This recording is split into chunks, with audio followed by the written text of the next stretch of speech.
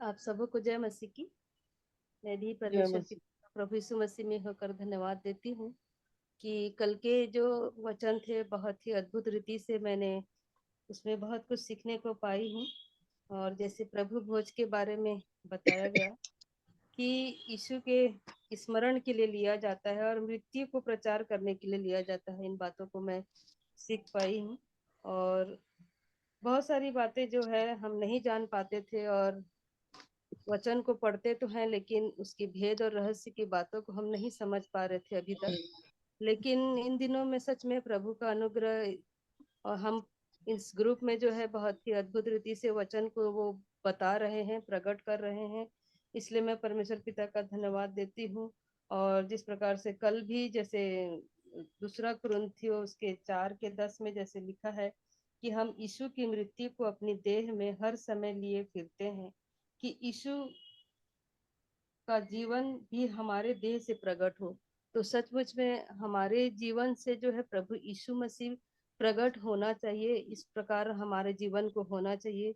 इन बातों को मैं सीख पाई हूँ और मैं बहुत ही इन वचनों को मैं बार बार पढ़ रही थी, तो मुझे ऐसा लगा कि मेरे जीवन में तो यीशु मसीह कहीं पर भी नहीं दिख रहे हैं। और मैं इस बात को जान पाई कि कल के वचन से कि सच में हमें यीशु को ही प्रकट करना है और यीशु को प्रचार करना चाहिए हमारे जीवन में। और जिस प्रकार से तीतुस 1 और 2:3 में भी प्रचार के बारे में बताया गया कि उसका जो है प्रगटीकरण ही है। और हमको जो है अपने जीवन में जो है प्रभु जो है इस प्रकार से वचन से इन दिनों में हमारे दशाओं को जब हमको दिखा रहे हैं, तो सच में हमको अपने आप को परखने जांचने की जरूरत है कि हम सच में उस योग्य हैं कि नहीं है, और उस प्रभु भोज के योग्य हो पा रहे हैं कि नहीं। यदि हम गलत रीति से भी लेते हैं तो हम रोगी ठहरते हैं, हम पापी ठहरते हैं। तो इस प्रकार से इन बातों को मैं बहुत ही अच्छी तरीके से कल सीख पाई। और जिस प्रकार पौलुस जो है उसको जैसे कुरिन्थी 1:1 में जैसे उसको प्रेरित होने के लिए उसको बुलाया गया, परंतु 12 और 13 में उसका ज्ञान अधूरा था, उसी प्रकार उसको जो है दूसरा कुरिन्थी 1:1 में ही वो प्रेरित बन गया। तो परमेश्वर जो है कैसे अद्भुत रीति से उनको इस्तेमाल किया और वो जो है बाद में वो प्रेरित बन गया। और सारे ज्ञान को वो जो है जो लोगों को प्रचार करते थे सिद्ध बनाने के लिए किया जाता था। तो आज मैं अपने आप को देखी कि आज हमारे भी जीवन में हम कहीं पर भी जैसे सिद्धता हमारे जीवन में नहीं है, तो ब्रदर आशीष के लिए मैं बहुत ही हृदय से धन्यवाद देती हूँ कि सच में हमारे जीवन में जो कमी घटी है, जो दुर्बलताएं हैं, उन बातों को वचन के माध्यम से उनके जीवन में इतनी अद्भुत रीति से प्रकाशन दे रहे हैं परमेश्वर, कि उन बातों को हमको वो बता रहे हैं कि सच में हम सिद्ध बन सकें। और जब तक हम सिद्ध बनेंगे नहीं तो हम स्थिर नहीं हो पाएंगे और बलवान भी नहीं हो पाएंगे। इन बातों को मैं सच में इन दिनों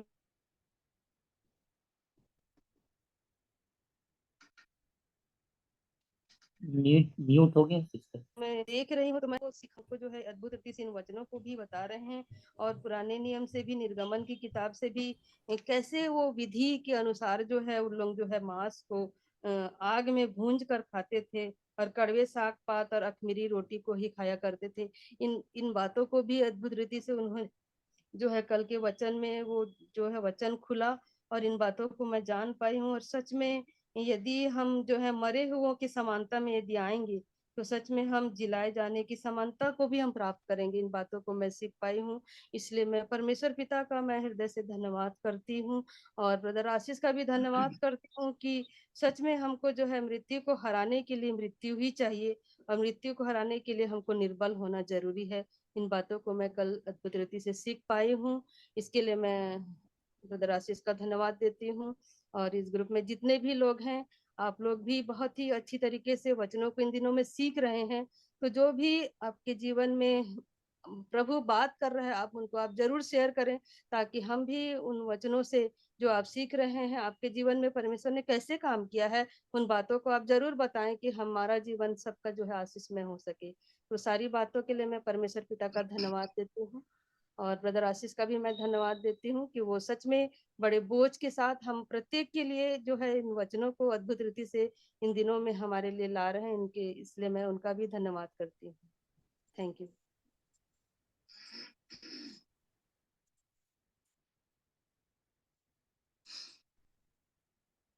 Praise the Lord. Praise the Lord, जय मसीह की। जय मसीह की भैया। आप सभी को प्रभु यीशु मसीह के मधुर नाम में मेरा प्यार भरा नमस्कार।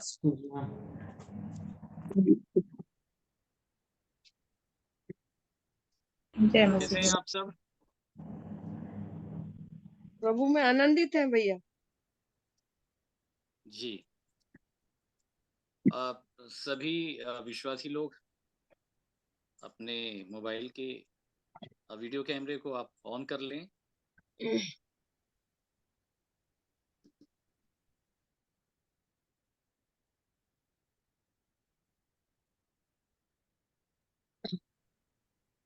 सो मेरे प्रियो, मैं भी निवेदन करूंगा कि सभी अपने अपने वीडियो मोड को ऑन कर लें, और यदि आपके पास प्रश्न है तो आप अवश्य रखें। सभी भाइयों को बहनों को अवसर होगा, और यदि कोई आज नए जुड़े हैं उनका भी इस ग्रुप में बहुत बहुत स्वागत है। सो ये आपका समय होगा मेरे प्रियो, आप आत्मिक जीवन से संबंधित प्रश्नों को रख सकते हैं।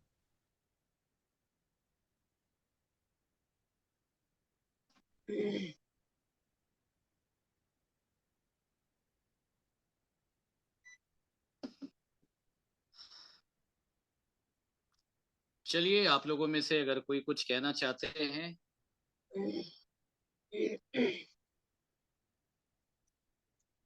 तो आप कह सकते हैं, अपने विषयों को रख सकते हैं मेरे प्रियो। और अगर पूछने के लिए हमारे पास कोई विषय है आत्मिक जीवन से जुड़ा हुआ, आत्मिक जीवन से संबंधित, जिसका उत्तर मतलब प्रश्न ऐसा हो जिसका उत्तर सबके लिए लाभदायक हो, ज्ञान से संबंधित प्रश्न ना हो वरन व्यक्तिगत जीवन के अनुभव से संबंधित प्रश्न हो, तो ऐसे प्रश्न का उत्तर जब परमेश्वर की आत्मा की ओर से जब प्रकट किया जाता है तो वह सभी के लिए लाभकारी होता है। सो अगर आप लोग कुछ कहना चाहते हैं, विषय रखना चाहते हैं तो आप लोग रख सकते हैं मेरे प्रिय।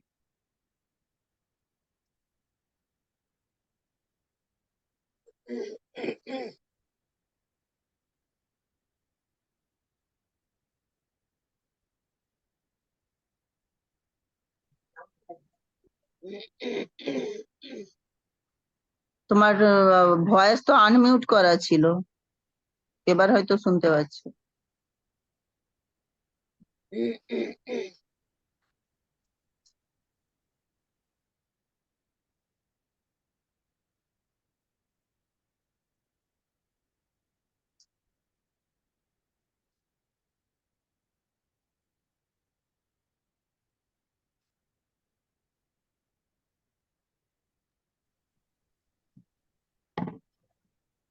सो आत्मिक जीवन से जुड़ा हुआ कोई भी प्रश्न अगर हमारे पास है तो आप उसको रखें, फिर हम वचन के भाग में हम प्रवेश करेंगे मेरे प्रियो। माँ जिज्ञास करो, बस मेरी आवाज आपको सुनाई दे रही है? जी बोले। हेलो भैया, मेरा आवाज सुनाई दे रहा है आपको? जी जी, सुन पा रहे हैं। हाँ, सुन पा रहे। प्रेज़ द लॉर्ड भैया। Praise the Lord.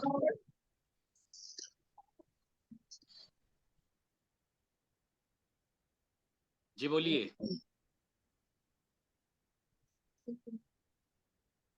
मेरा क्वेश्चन ये है, अन्य जातियों का मतलब, अन्य जातियों को दुख ना देंगे, प्रभु ने ऐसे बताया। वो मेरे को बताइए, वो क्या बोलना चाहते हैं प्रभु? क्या कहा आपने? अन्य जातियों को दुख ना दूंगा। ये प्रेरित के काम 13 के। हाँ, जो लोग अन्य जाति से प्रभु की ओर फिरते हैं हम उन्हें दुख ना दें। हाँ हाँ, दुख ना दे। हाँ हाँ। और मैं अन्य जातियों के लिए ज्योति ठहराया है। अन्य जातीय मतलब किसको बता रहा है? कौन लोगों को बता रहा है?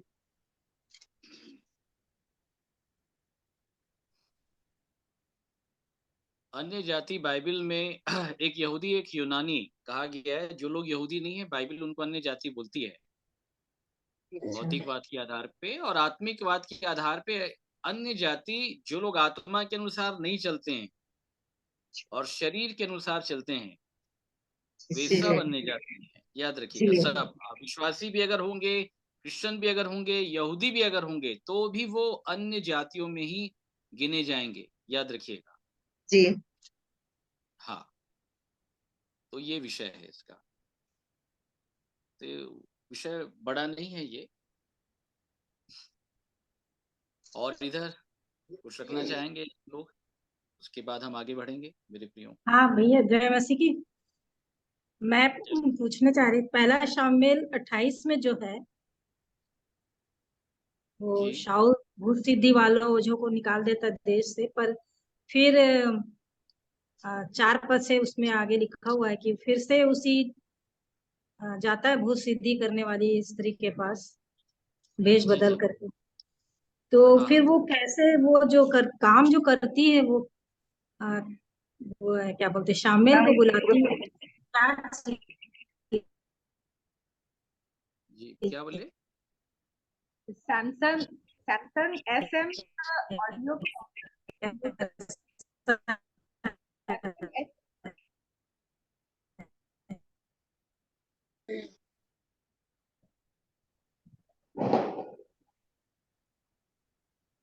शायद वॉइस क्रैक हो रही सिस्टर आपकी। भाई जय मसीह की। हाँ जी, जय मसीह की, बोलिए। मेरी आवाज साफ आ रही है? जी आवाज आ रही है आपकी, बोलिए। शामिल से मतलब से 28 अभी में भूत सिद्धि करने के वाले के पास जाता है शाऊल। तो ये किस रीति से शामिल को, वो सही में शामिल को लेके आती है क्या? जी बोलिए। ज्योति सिस्टर पहला की आवाज शामिल एकदम 28 में स्पष्ट। कोई बोल रहे हैं और जी जी सिस्टर, एक्चुअली आपकी वॉइस ना, शायद आपका डाटा जो है थोड़ा सा वीक है शायद, तो आपकी वॉइस, अच्छा हो आपका वीडियो ना पॉज हो जा रहा है बार बार। अच्छा, अभी भी हो रहा है क्या? मैं बाहर निकली हूँ फिर। अब जी वॉइस आ रही है आपकी। जी आई ना? बोलिए। हाँ, वो इसलिए वीडियो नहीं खोल रही।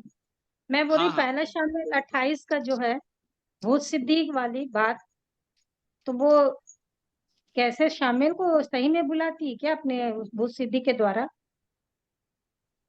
हाँ वही शाऊल जब जाता है, वो 4 पद से जो लिखा हुआ है, जी जी। हम्म। तो उसी को पूछना था कि कैसे वो भूत सिद्धि करने वाली वो स्त्री शामिल को बुलाती है। शामिल सही में आ जाता है वहां पर कि शाऊल कैसे है, क्या है मतलब, भ्रम देखिए है कि क्या जितना, है? हाँ देखिए जितना कैरेक्टर लिखा हुआ है, जो भी प्रकट में हमको दिख रहा है, वो तो है, बिल्कुल है ना सिस्टर। अच्छा। हाँ, जो भी लिखा हुआ है साथ में आप पढ़ेंगे, तब शाऊल ने अपने कर्मचारियों से कहा कि मेरे लिए किसी भूत सिद्धि करने वाली को ढूंढो कि मैं उसके पास जाकर पूछूं, जी हाँ। जी जी। है ना। ये शाऊल हम्म, कहता है। और शाऊल के जीवन से हम में से बहुत सारे लोग वाकिफ हैं मेरे प्रियो कि शाऊल का जीवन कैसे था, जी हाँ। जी और ये जीवते परमेश्वर से फिर करके, है ना, वो जी कैसे दाऊद का विरोधी हो गया, और वो भूत सिद्धि करने वाले को ढूंढना चालू किया। ये विषय जो हम लोग हाँ। यहाँ पे पढ़ते हैं। और हम्म। अगर हम निर्गमन की किताब अगर हम पढ़े, गिनती की किताब अगर हम पढ़ें, तो इज़राइल के लिए भावी कहना जो है वो बड़ा विषय हाँ। नहीं है। जी इज़राइल को भावी कहने वालों की आवश्यकता नहीं है, बिल्कुल नहीं है। जी जी। बट हाँ, बट इसका जो उत्तर जो है, जो आप और भी जो पूछना चाह रहे हैं ना, भूत सिद्धि करने वाली आत्मा, ठीक है, तो हाँ। वो बहुत अलग विषय है। भूत सिद्धि करने के अच्छा। विषय में बाइबल बताती है। तो इसका उत्तर कभी बैठेंगे व्यक्तिगत, तो मैं व्यक्तिगत अच्छा, बताऊं।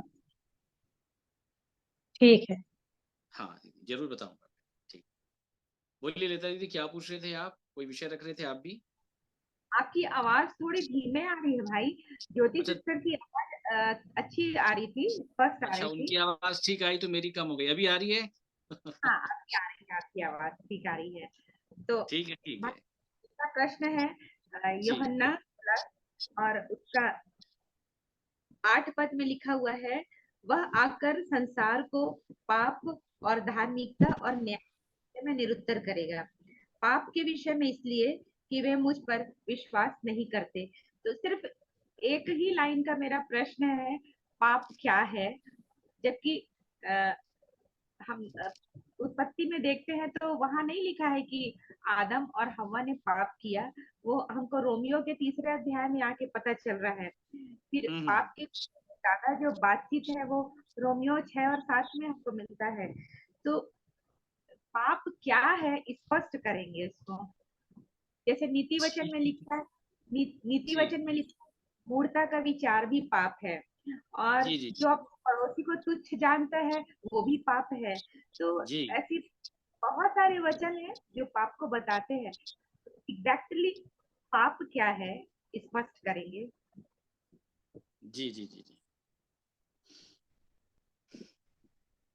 चलिए यूहन्ना 16 बोले ना दीदी, आप 16 निकाल लें। अब इन विषयों को बड़े ध्यान के साथ सुनिएगा और समझिएगा। यूहन्ना 16 का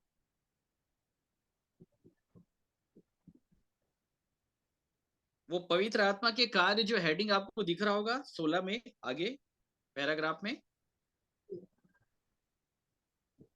जी हाँ, तो वो हेडिंग जहां से लिखा है, जहां से पैराग्राफ स्टार्ट हो रहा है ना, मैंने आरंभ में, है ना, यहां से पढ़ना आरंभ करें आप, ठीक है? और सारे लोग बड़े ध्यान के साथ सुनिएगा। मैंने आरंभ में तुमसे ये बातें इसलिए नहीं कही क्योंकि मैं तुम्हारे साथ था, परंतु अब मैं अपने भेजने वाले के पास जाता हूँ, और तुम में से कोई मुझसे नहीं पूछता तू कहाँ जाता है। परंतु मैंने जो ये बातें तुमसे कही है इसलिए तुम्हारा मन शोक से भर गया है। तो भी मैं तुमसे सच कहता हूँ कि मेरा जाना तुम्हारे लिए अच्छा है, क्योंकि यदि न जाऊं तो वह सहायक तुम्हारे पास न आएगा, परंतु यदि जाऊंगा तो उसे तुम्हारे पास भेजूंगा। वह आकर संसार को पाप और धार्मिकता और न्याय के विषय में निरुत्तर करेगा।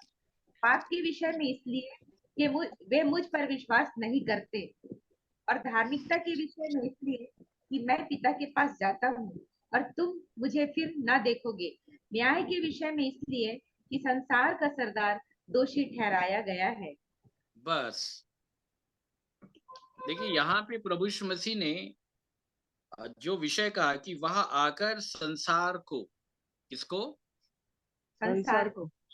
संसार को पाप और धार्मिकता और न्याय के विषय में क्या करेगा? निरुत्तर करेगा। ठीक, कौन करेगा निरुत्तर? पवित्र आत्मा, सहायक। सही, कौन करेगा निरुत्तर? प्रभु यीशु मसीह। पवित्र आत्मा का काम है निरुत्तर करने का। क्या करने का? निरुत्तर करने का काम जो है वो पवित्र आत्मा का है। और पवित्र आत्मा निरुत्तर तब करेगा जब वो आएगा, ठीक है? और जब वो आएगा तो कितने विषय को लेकर के निरुत्तर करेगा? तो प्रभु यीशु मसीह ने बताया वहां आकर संसार को पाप, पहले विषय पे है पाप, ठीक है? दूसरा जो विषय है वो है धार्मिकता, और तीसरा जो विषय है वो है न्याय, ठीक है? पाप, धार्मिकता और न्याय के विषय में क्या कर देगा? निरुत्तर कर देगा। बड़े ध्यान के साथ सुनेगा, ठीक है? अब पाप के विषय में कैसे निरुत्तर करेगा, धार्मिकता के विषय में कैसे निरुत्तर करेगा, है ना, और न्याय के विषय में कैसे निरुत्तर करेगा, बड़े ध्यान के साथ सुनिएगा। पाप के विषय में कैसे करेगा? 9 पढ़िए। पाप के विषय में इसलिए कि वे मुझ पर विश्वास नहीं करते। बस, अगर कोई उस पर विश्वास नहीं करता है, याद रखिएगा, अगर कोई उस पर क्या नहीं करता? विश्वास नहीं करता, ध्यान रखिए, ठीक है? तो यहीं से पाप है फिर, ठीक है? वहीं से क्या है, वहीं से पाप है, वहां से पाप की काउंटिंग हो जाएगी। मतलब पाप क्या है, पाप का व्यापक रूप क्या है, हर एक विषय प्रकट हो जाएगा। कब प्रकट हो जाएगा? जब एक मनुष्य उसके ऊपर विश्वास नहीं करेगा। फिर धार्मिकता का विषय जो लिखा हुआ है, प्रभु यीशु मसीह ने कहा मैं पिता के पास जाता हूं, फिर तुम मुझे नहीं देखोगे। और न्याय के विषय में इसलिए कि संसार का सरदार जो है दोषी ठहराया गया है। तो पहला विषय और दूसरा धार्मिकता, पहला पाप, दूसरा धार्मिकता, तीसरा न्याय, इन तीनों विषयों को हम क्रमबद्ध तरीके से समझने का प्रयास करेंगे। ठीक है, पाप क्या है? यूहन्ना 15 का 22 से पढ़िएगा। यदि मैं न आता और उनसे बातें न करता तो वे पापी न ठहरते, परंतु अब उनके पाप के लिए कोई बहाना नहीं। कोई बहाना नहीं है। प्रभु यीशु मसीह ने साफ बताया कि अगर मैं आकर उनसे बात अगर मैं नहीं करता तो वे पापी नहीं ठहरते। बोलिए, क्या नहीं ठहरते? नहीं ठहरते। वो पापी नहीं ठहरते। ठीक है, परंतु मैंने तो आके उनसे बातचीत कर ली है। ठीक है, अब उन्हें उनके पाप के लिए कोई भी बहानेबाजी, ध्यान के साथ समझिएगा, नहीं है। याद रखिएगा, अब कोई बहाना वो नहीं बना सकते हैं, इसको ध्यान रखिएगा। ठीक है, फिर दूसरी बात, पाप क्या है? मेरे साथ निकालें एक वचन, पहला यूहन्ना 3। जो आप पूछ रहे थे ना दीदी कि पाप क्या है, मैं उसका पूरा सारांश एक लाइन में आपको बता दे रहा हूं, जिसमें सब कुछ काउंट हो जाता है। पहला यूहन्ना 3 का 4 से पढ़िएगा। जो कोई पाप करता है वह व्यवस्था का विरोध करता है, और पाप तो व्यवस्था का विरोध है। हाँ, किसका विरोध है? एक बार फिर से पढ़ लें। जो कोई पाप करता है वह व्यवस्था का विरोध करता है, और पाप तो व्यवस्था का विरोध है। पाप का मतलब क्या है? व्यवस्था का विरोध। सभी बोलिए मेरे प्रियो, पाप का मतलब क्या है? व्यवस्था का विरोध। विरोध। बड़े ध्यान के साथ समझिएगा, किसका विरोध? व्यवस्था का विरोध। व्यवस्था का विरोध ही पाप है। किसका विरोध पाप है? व्यवस्था का विरोध। व्यवस्था का विरोध करना ही पाप है। आप नहीं कर रहे हैं तो अच्छी बात है, लेकिन अगर आपके जीवन में व्यवस्था का विरोध पाया जाता है, किसका विरोध पाया जाता है? व्यवस्था का विरोध। व्यवस्था का विरोध पाया जाता है, तो याद रखिएगा कि पाप है। फिर क्या है? पाप है। पाप है, इसको याद रखिएगा। ठीक है, तो पाप का मतलब होता है व्यवस्था का विरोध। विरोध करना। अच्छा, क्या आप लोग व्यवस्था का विरोध करते हैं? कितने लोग ऐसे हैं जो मानते हैं कि नहीं, हाँ मैं व्यवस्था का विरोध करता हूं? करते हैं। व्यवस्था का विरोध जानबूझ के नहीं करते होंगे। कितने प्रकार के प्राणी हैं मैं आपको बता देता हूं। ठीक है, कुछ तो ऐसे हैं जो परमेश्वर के लिए जीने के लिए आए हैं, वाकई व्यवस्था का विरोध करना नहीं चाहते हैं, लेकिन हो जाता है। जी ठीक है, ये हो जाती है। एक कैटेगरी ये है। ठीक है जी। दूसरी कैटेगरी ये है कि कुछ लोग विरोध कर रहे हैं, जानबूझ के कर रहे हैं, परंतु उनके अंदर परमेश्वर के लिए जीने की भी कोई इच्छा नहीं है। समझ रहे हैं आप? जीने की भी कोई इच्छा नहीं है। लोग फॉर्मेलिटीज के लिए आराधना कर रहे हैं, चर्च आ रहे हैं, जा रहे हैं, लेकिन आज्ञा को मानना है, उसके पीछे चलना है, उससे को कुछ भी ज्यादा उनके जीवन में लेना देना नहीं है। फिर तीसरे ऐसे लोग हैं जिनको एक्टिविटीज से भी कोई लेना देना नहीं है। वो चर्च जाने में और यहाँ वहां नाम के विश्वासी कहलाते जरूर हैं, कभी चले गए तो चले गए, और नहीं तो अपने घर में।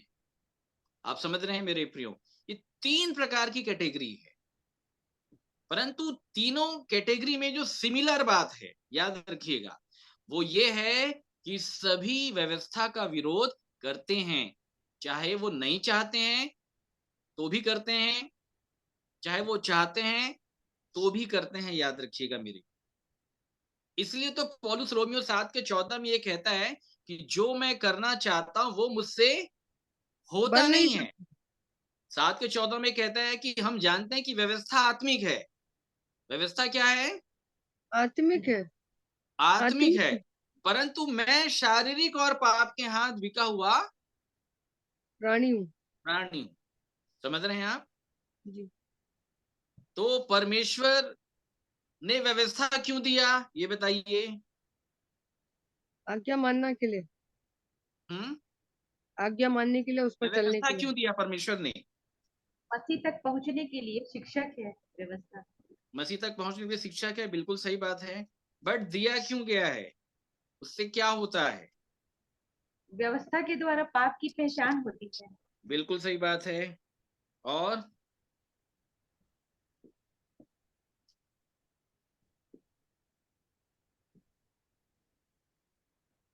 क्या है उसके अलावा?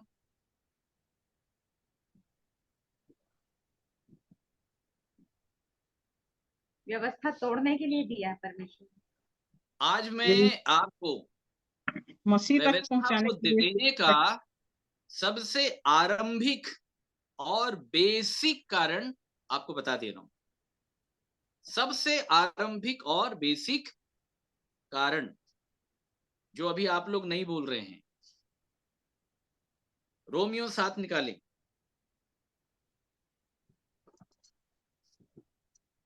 7 का 7 से पढ़िएगा। तो हम क्या कहें? क्या व्यवस्था पाप है? कदापि नहीं, वरन बिना व्यवस्था के मैं पाप को नहीं पहचानता। व्यवस्था यदि न कहती कि लालच मत कर, तो मैं लालच को न जानता। बड़े ध्यान के साथ सुनिए। हाँ, आगे। परंतु पाप ने अवसर पाकर आज्ञा के द्वारा मुझ में सब प्रकार का लालच उत्पन्न किया, क्योंकि बिना व्यवस्था पाप मुर्दा है। बोलिए, बिना व्यवस्था क्या है? पाप मुर्दा पाप है। मुर्दा। पाप मुर्दा है। बाइबल ये साफ बताती है, जहां व्यवस्था नहीं वहां पाप गिना नहीं जाता। होता जरूर है, परंतु काउंटिंग नहीं होती। किसने गलत काम किया है तो उसको गिना जाए, उसको लिखा जाए, काउंटिंग नहीं होता। ध्यान के साथ समझिएगा। जैसे मैं आपको बताना चाहता हूं कि किसी चौक चौराहे से आप जा रहे हैं, ठीक है, परंतु वहां पे रेड सिग्नल का नियम नहीं है, तो आप कभी भी जा रहे हैं, कभी भी निकल रहे हैं, तो कोई आपको ये नहीं बोलेगा कि आप गलत हैं। आप निकलते हुए किसी को ठोक भी दे रहे होंगे, समझ रहे हैं, किसी से भिड़ भी जा रहे होंगे, लेकिन वहां पे काउंटिंग नहीं होगी। क्यों नहीं होगी? क्योंकि वहां व्यवस्था ही नहीं है। परंतु अगर रेड सिग्नल की व्यवस्था अगर आ गई, अगर आपने रेड सिग्नल का उल्लंघन आपने अगर कर दिया, तो आपकी काउंटिंग हो जाएगी कि इसने यातायात के नियम को तोड़ा है, इसको पनिश किया जाए। आ रही बात समझ में? तो बिना व्यवस्था पाप मुर्दा है, पाप की काउंटिंग नहीं है। काउंटिंग के विषय में आप लोग जानते हैं? कितने लोग काउंटिंग के विषय में जानते हैं? जहां व्यवस्था नहीं वहां पाप गिना नहीं जाता। और जहां व्यवस्था है, ध्यान के साथ सुनिएगा, अब्राहम के विषय में लिखा है कि अब्राहम ने परमेश्वर पर विश्वास किया और परमेश्वर ने धार्मिकता गिना। हाँ, धर्म गिना, धार्मिकता गिना। याद रखिएगा, मतलब भले काम भी काउंटिंग किए जाएंगे व्यवस्था के द्वारा, और बुरे काम भी काउंटिंग किए जाएंगे व्यवस्था के द्वारा। व्यवस्था के द्वारा पाप की काउंटिंग भी होगी, और व्यवस्था के द्वारा आप कितने भले हैं, कितना आपने भला काम किया है, ये दोनों चीजों की काउंटिंग होगी। आप समझ लें, ठीक है? जी। अब्राहम ने विश्वास किया। अब्राहम ने क्या किया? विश्वास किया। पास किया। विश्वास किया। तो विश्वास के द्वारा वो उसकी आज्ञा को मान रहा था। तो जब मान रहा था, तो परमेश्वर उसके खाते में आज्ञाकारिता को गिन रहा था। किसको गिन रहा था? आज्ञाकारिता को। आज्ञाकारिता को गिन रहा था। बात समझ रहे हैं? तो वहां पे लिखा है कि अब्राहम ने परमेश्वर पर विश्वास किया और वह उसके लिए क्या गिना गया? धार्मिकता गिना गया। धार्मिकता। क्या गिना गया? धार्मिकता गिना गया। धार्मिकता गिना गया। इसका मतलब समझ रहे हैं? धार्मिकता गिना गया मतलब 1 से लेके 100 तक गिनती। धार्मिकता का मतलब कितनी? 1 से 100 तक गिनती। 1 से लेके 100 तक। बड़े ध्यान के साथ समझिएगा। ये मैं क्यों कह रहा हूं? ये देखिए, इसी रोमियो 6 में लिखा हुआ है, सुनिएगा ध्यान से। 6 का 16 पढ़ें। क्या तुम नहीं जानते कि जिसकी आज्ञा मानने के लिए तुम अपने आप को दासों के समान सौंप देते हो, उसी के दास हो, चाहे पाप हाँ। के जिसका अंत मृत्यु है, चाहे आज्ञाकारिता के जिसका अंत धार्मिकता है। बस। धार्मिकता क्या है? आज्ञाकारिता। आज्ञाकारिता। नहीं नहीं, अधूरा बोला आप लोगों ने।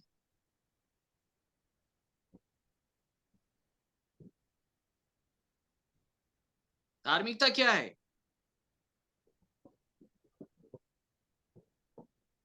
फिर से पढ़ें और समझें। क्या तुम नहीं जी। जानते क्या तुम नहीं जानते कि जिसकी आज्ञा मानने के लिए तुम अपने आप को दासों के समान सौंप देते हो, उसी के दास हो, चाहे पाप के जिसका अंत मृत्यु है, चाहे आज्ञाकारिता के जिसका अंत धार्मिकता है। अब बताइए धार्मिकता क्या है? दासों के समान सौंप देते। धार्मिकता आज्ञा मानना। देखिए देखिए, वही लिखा हुआ है, लेकिन फिर भी समझने में बड़ी तकलीफ हो रही है। आज्ञाकारिता का अंत। आज्ञाकारिता का अंत, एंडिंग पॉइंट है धार्मिकता। शुरुआत धार्मिकता नहीं है। बात समझ रहे हैं? जी। अंत धार्मिकता है। क्या है? धार्मिकता है। अंत धार्मिकता है, याद रखिएगा। ठीक है। और जब अब्राहम ने शुरुआत की, शुरुआत होती है विश्वास से। किससे? विश्वास से। हाँ। अच्छा, ये मेरे को बताइए कि अब्राहम जब आज्ञा मान रहा था तो व्यवस्था के द्वारा मान रहा था कि विश्वास से मान रहा था? विश्वास से। हाँ, याद रखिएगा। किससे मान रहा था वो? विश्वास से। विश्वास से मान रहा था। अब इसको खुला रखिएगा। विषय आप लोगों ने जो पूछा है ना, वो बड़ा गंभीर है। रोमियो 16 का 26 से पढ़िएगा। परंतु अब प्रकट होकर सनातन परमेश्वर की आज्ञा से भविष्यवक्ताओं की पुस्तकों के द्वारा सब जातियों को बताया गया है कि वे विश्वास से आज्ञा मानने वाले हो जाएं। किससे आज्ञा मानने वाले हो जाएं? विश्वास के से। विश्वास से। और अब्राहम जब विश्वास कर रहा था तो आज्ञा मान रहा था। बोलिए, क्या मान रहा था? आज्ञा मान रहा था। प्रभु यीशु मसीह ने बताया कि वहां आकर संसार को पाप के विषय में निरुत्तर करेगा। पाप के विषय में इसलिए क्योंकि वो मुझ पर विश्वास नहीं करते। विश्वास नहीं करते कहने का मतलब आज्ञा नहीं मानते। क्या नहीं मानते? आज्ञा नहीं मानते। आज्ञा नहीं मानते तो आप अनाज्ञाकारी हैं, और अनाज्ञाकारी हैं तो याद रखिएगा वो आपके बही खाते में चढ़ जाएगा। वहां से पाप की काउंटिंग हो जाएगी। परंतु याद रखिएगा, जो लोग प्रभु यीशु मसीह पर विश्वास रखते हैं वो अब्राहम के समान आज्ञा मानते हैं। किसके समान?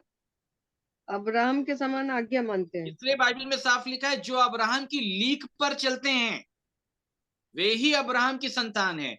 अब्राहम के समान विश्वास होना चाहिए। आज विश्वास सबके पास है, लेकिन अब्राहम के समान नहीं है। ये बहुत दुख की बात है। बाइबल बताती है कि जब विश्वास से अब्राहम बुलाया गया तो लिखा है, इब्रानियों 11:8 में लिखा है कि आज्ञा मानकर ऐसी जगह निकल गया जिसे मिरास में लेने वाला था। आज लोग विश्वास कर रहे हैं, लेकिन आज्ञा कौन मान रहा है? अगर आज्ञा नहीं मान रहे हैं तो याद रखिएगा पाप की काउंटिंग हो रही है। फिर किसकी काउंटिंग हो रही है? पाप की काउंटिंग होते रहेगी, याद रखिएगा, मनुष्य के जीवन में। तो विश्वास का संबंध आज्ञाकारिता से है। किससे है? आज्ञाकारिता से। आज्ञाकारिता से, ठीक है। और धार्मिकता जो है वो आज्ञाकारिता का अंत है। क्या है? आज्ञाकारिता का धार्मिकता अंत है। और आज्ञा किसमें दी गई है? व्यवस्था में दी गई है। किसमें दी गई है? व्यवस्था में दी गई है। ठीक है। अब इसको 1 से लेके 100 तक पकड़ ली। नियम कानून आज्ञाओं को कितने से लेके कितने तक पकड़े? 1 से लेके 100 तक। समझ रहे हैं? तो 1 1 2 2 3 4 5 6 जितनी आज्ञाओं को आप मानते चले जाएंगे, परमेश्वर गिनते चले जाएगा। तो गिनने का आधार क्या है? व्यवस्था। व्यवस्था में जो आज्ञा दी है, फलाने व्यक्ति ने माना है, तो वो आपके बही खाते में जोड़ते चले जाएगा कि हाँ, इसने इतनी इतनी आज्ञाओं को माना है। ठीक है। अब जिन लोगों ने व्यवस्था में दी गई आज्ञाओं को नहीं माना, बड़े ध्यान के साथ सुनिएगा, तो अनाज्ञाकारिता की काउंटिंग होगी। पाप क्या है? व्यवस्था का विरोध, मतलब उसमें लिखी हुई बात को ना मानना। सुनने से कोई धर्म ही नहीं हो जाता है, याद रखिएगा। आप कितनी भी एक्टिविटीज आप कर रहे होंगे, उससे लेना देना नहीं है। लेना देना परमेश्वर इस बात से करता है कि ये मेरे वचन को मानते हैं कि नहीं मानते हैं। पढ़ने से कोई धर्म नहीं होगा, पढ़ना बिल्कुल चाहिए, लेकिन मात्र केवल पढ़ने से कोई धर्म नहीं होगा। प्रकाशित वाक्य के पहले अध्याय में लिखा है, धन है वे जो इस भविष्यवाणी की किताब में लिखी हुई बातों को सुनते हैं, और मानते हैं और उस पर चलते हैं। अगर ये 3 काम नहीं कर रहे हैं तो कोई भी लाभ नहीं होने वाला है। और आप कितने हैं भले हैं, कितने बुरे हैं, इस बात की काउंटिंग परमेश्वर व्यवस्था के अंतर्गत दिए गए नियम कानून आज्ञाओं के अंतर्गत करेगा। इसको याद रखिएगा। ठीक है। इसलिए रोमियो 7 में पौलुस व्यवस्था के विषय में कह रहा है। ध्यान के साथ सुनिएगा, मैं बेसिक चीज आपको बताता हूं कि व्यवस्था का सार क्या है, कि परमेश्वर ने दिया क्यों था। आगे पढ़ें 7 का सार। तो हम क्या कहें?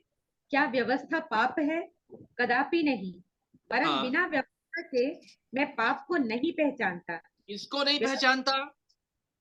पाप को नहीं पहचानता। मैं पाप को नहीं पहचानता बिना व्यवस्था के। व्यवस्था के मैं पाप को जान नहीं पाता। कौन से पाप को? जो मुझ में बसा हुआ है। याद रखिएगा। आगे जाकर के रोमियो 7 के 14 में पौलुस बोलता है, मैं जानता हूं कि मुझ में पाप बसा हुआ है। तो कैसे जानता है? व्यवस्था को देख रहा है। किसको देख रहा है? व्यवस्था को देख रहा है। हाँ, याद रखिएगा। ठीक है।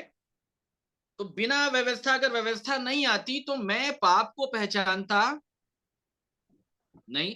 अब यह प्रश्न उठता है कि भाई मैं क्यों पाप को पहचानूं? अदन के बाग के अंदर आदम क्यों पाप को पहचाने? आखिर क्या जरूरत है? बहुत लोग ये भी पूछते हैं कि प्रभु आपने वो वाला पेड़ वहां पे क्यों लगा दिया? अगर आप पेड़ नहीं लगाते तो ये लोग फल खाते ही नहीं, और फल अगर खाते ही नहीं तो इतनी मुसीबतें आती नहीं। तो कई बार हम लोगों को बोलते हैं कि जितना ज्ञान आप लोग को शायद उतना परमेश्वर को नहीं होगा, इसलिए लगा दिया था। ऐसा नहीं है मेरे प्रिय। ये सब कुछ क्यों हुआ, किस लिए हुआ? आगे पढ़िएगा। व्यवस्था यदि न कहती कि लालच मत कर, तो मैं लालच को न जानता। परंतु पाप ने अवसर पाकर आज्ञा के द्वारा मुझ में सब प्रकार का लालच उत्पन्न किया, क्योंकि बिना व्यवस्था पाप मुर्दा है। देखो, बिना व्यवस्था पाप क्या है? मुर्दा है। अब आगे सुनिएगा ध्यान के साथ। हाँ, मैं तो व्यवस्था बिना पहले जीवित था। ये आदम के विषय में बोला जा रहा है। मैं तो व्यवस्था के बिना आदम के बाग के अंदर ठीक था प्रभु, अच्छा था। मैं व्यवस्था बिना पहले जीवित था। आगे, परंतु जब आज्ञा आई तो पाप जी गया और मैं मर गया। जब आज्ञा आई तो पाप जी गया और मैं मर गया। यही काम हुआ ना? आदम मर गया कि नहीं मर गया? परमेश्वर ने कहा था जिस दिन तुम इसका फल खाओगे उसी दिन अवश्य मर जाओगे। मर जाओगे। तो मरा कि नहीं मरा? मर गया। बिल्कुल मरा वो। ठीक है। स्पिरिचुअल डेथ उसकी हो गई, आत्मिक मृत्यु उसकी हो गई। मृत्यु क्या है? सेपरेशन, अलगाव। अदन के बाग से बाहर निकाल दिया गया। एक आज्ञा जब आदम नहीं माना तो परमेश्वर उसको उठा के अदन के बाग के बाहर कर दिया। आप इतनी सारी आज्ञाओं को नहीं मानते, आपको काय को अदन के बाग के अंदर लेके आएगा? बात आ रही समझ में? केवल फल खा लिया था वो। क्या खा लिया था? फल खा लिया था। लड़ाई झगड़ा मार पीट नशा पत्ती व्यभिचार ये वो ऐसा कुछ नहीं किया उसने। गाली गलौज ये कुछ नहीं किया उसने। बस केवल फल खा लिया। और फल खाने का दोष जो है स्त्री ने जो किया था, स्त्री के ऊपर बस रख दिया कि प्रभु ये तूने जो स्त्री दिया इसने मुझको खिलाया है। इतने ही के कारण ही परमेश्वर उसको उठा के अदन के बाग के बाहर कर दिया। बात समझ रहे हैं आप? आज मनुष्य इतनी सारी आज्ञाओं को नहीं मानता, वो कैसे अदन के बाग के अंदर आएगा? जब एक आज्ञा को नहीं मानने से एक मनुष्य अदन के बाग के बाहर हो गया, तो इतनी सारी आज्ञाओं को आज विश्वासी नहीं मानता है, तो अदन के बाग के अंदर कैसे आएगा? ये प्रश्न है। नहीं आएगा। इस बात को आप समझ लें, ठीक है? मैं तो व्यवस्था बिना पहले जीवित था, पर जब आज्ञा आई तो पाप जी गया और मैं मर गया। देखो पौलुस ये बताना चाह रहा है कि ये जो पूरा चक्रव्यूह है, जो कुछ घटना घटित हुई है, इसका बेसिक कारण क्या है, ये आगे आपको मिलेगा। आगे पढ़ें। पाप जी गया, मैं मर गया। 10 पढ़ें। और वही आज्ञा जो जीवन के लिए थी मेरे लिए मृत्यु का कारण ठहरी। और वही आज्ञा जो मेरे लिए जीवन के लिए थी, वही आज्ञा मेरे लिए मृत्यु का कारण ठहरी। उसी आज्ञा के द्वारा ना, ठीक है? परमेश्वर ने जब कहा अदन के बाग के अंदर, अदन के बाग के अंदर जितने भी फलदायी वृक्ष हैं, सारे वृक्षों के फल तुम खा सकते हो, ध्यान के साथ सुनना, लेकिन ये जो एक पेड़ है इसका नहीं खाना। आज भी मनुष्य की प्रवृत्ति यही है। एक काम जो आप मना कर दोगे ना, ये वाला नहीं करना, तो उसी को ज्यादा करता है, याद रखिएगा। ठीक है? आगे क्या लिखा हुआ है भाई? ये पाप जी गया, इसको थोड़ा सा क्लियर करेंगे। पाप बिल्कुल इसके बिल्कुल पहले बिल्कुल। आगे आगे आगे आगे बढ़े ना, बिल्कुल क्लियर होगा। पाप का अवसर पाकर आज्ञा के द्वारा मुझे बहकाया और उसी के द्वारा मार भी डाला। उसी के द्वारा, आज्ञा के द्वारा पाप ने मुझको मार डाला। ठीक है? आगे। इसलिए व्यवस्था पवित्र है और आज्ञा भी ठीक और अच्छी है। अच्छी है। आगे। तो क्या वह जो अच्छी थी मेरे लिए मृत्यु ठहरी? कदापि ध्यान के नहीं। साथ सुनेगा। पौलुस जब लेटर लिख रहा है तो उसको मालूम है कि काउंटर क्वेश्चन क्या आएगा पढ़ने के बाद, तो वो पहले क्वेश्चन भी लिख दे रहा है आपकी ओर से। तो ठीक है भाई, आप व्यवस्था को पवित्र बता रहे हैं, अच्छी बता रहे हैं, तो क्या वो जो अच्छी थी मेरे लिए मृत्यु ठहरी? आगे। कदापि नहीं। बोले परंतु बात ऐसी नहीं है, बात ये नहीं है, बात कुछ और है। कदापि नहीं, तो बात क्या है? परंतु पाप उस अच्छी वस्तु के द्वारा मेरे लिए मृत्यु का उत्पन्न करने वाला हुआ कि उसका पाप होना प्रकट हो और आज्ञा के द्वारा पाप बहुत ही पापमय ठहरे। अब कुछ उत्तर मिला?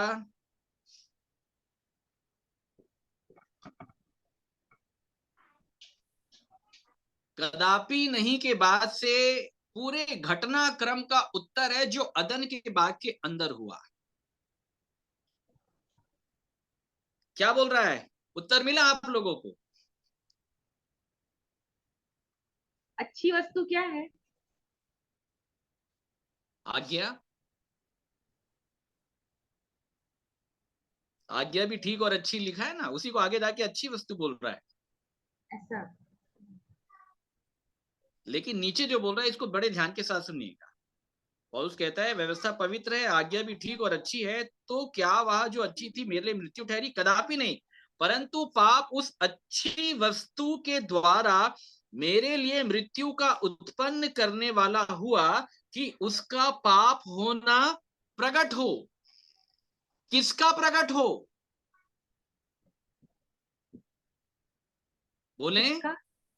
उसका हाँ, तो यही पूछ रहे हैं, कौन है वो? मैं इबलिस आदम की बात हो रही है, इबलिस, लूसीफर की बात हो रही है, शैतान की बात हो रही है। उसका पाप होना प्रगट हो। देखिए, स्वर्ग के ऊपर जितना भी कैरेक्टर लिखा हुआ है ना, हे भोर के चमकने वाले तारे, ठीक है, सूर्य के प्रधान, उसके विषय में अगर आप पढ़ेंगे तो वहां पे लिखा है मन में फूला था। किसमें फूला था? उसकी सारी योजनाएं कहां चल रही थी?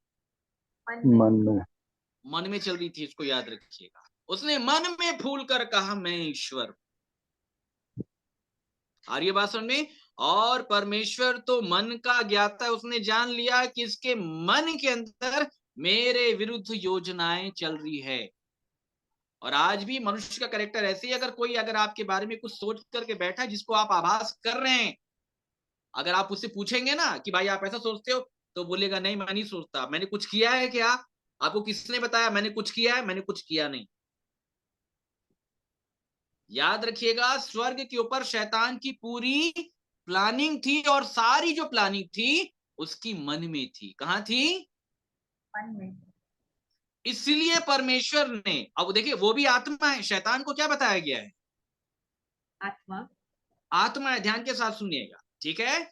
अब जो उसके मन के अंदर जो कुछ भी पाप आ गया था, लिखा है उपद्रव, लेन देन की बहुतायत के कारण उपद्रव से भरकर तू क्या हो गया? पापी हो गया। घमंड उसके अंदर आ गया। वो ये सोचने लग गया कि मैं परमेश्वर से और ऊंचा हो जाऊंगा, परमेश्वर कुछ नहीं होगा मेरे सामने। ये सारी प्लानिंग स्वर्गदूतों को अपने साथ मिलाने की, बहुत लोग के साथ ये उसकी प्लानिंग चल रही थी मेरे। समझ रहे हैं?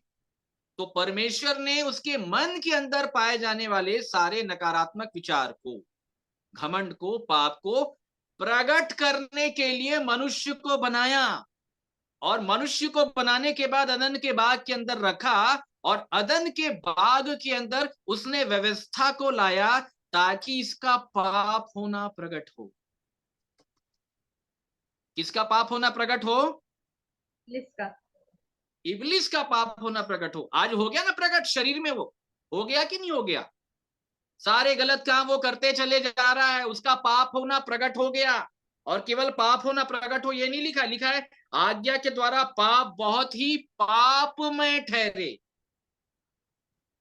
मतलब इब्लिस बस केवल पाप ही नहीं है, वो पाप में है। पाप में मतलब उसके अंदर कोई भी अच्छी वस्तु नहीं है, परमेश्वर ये बताना चाह रहा है। आप पुराना नियम पढ़ेंगे तो वहां पे बार बार लिखा है कि इसलिए मैंने तुझे उठा के नीचे भूमि के ऊपर पटक दिया, ताकि लोग तेरी असलियत जाने और तेरे मन के अंदर पाया जाने वाला पाप, गलत विचारधारा वो प्रकट हो। उसके पाप को प्रकट करने के लिए परमेश्वर ने मनुष्य बनाया, शरीर बनाया। क्या बनाया? मनुष्य। हाँ, अदन के बाग के अंदर भी था कि नहीं? अदन के बाग के अंदर भी था पाप, लेकिन जहां व्यवस्था नहीं, पाप गिना नहीं जाएगा। इसलिए परमेश्वर ने अदन के बाग के अंदर आज्ञा लाया, और जैसे ही वो आज्ञा आई तब पाप एक्टिवेट हुआ। कौन एक्टिवेट हुआ? पाप एक्टिवेट हुआ। बात समझ रहे हैं मेरे प्रियो?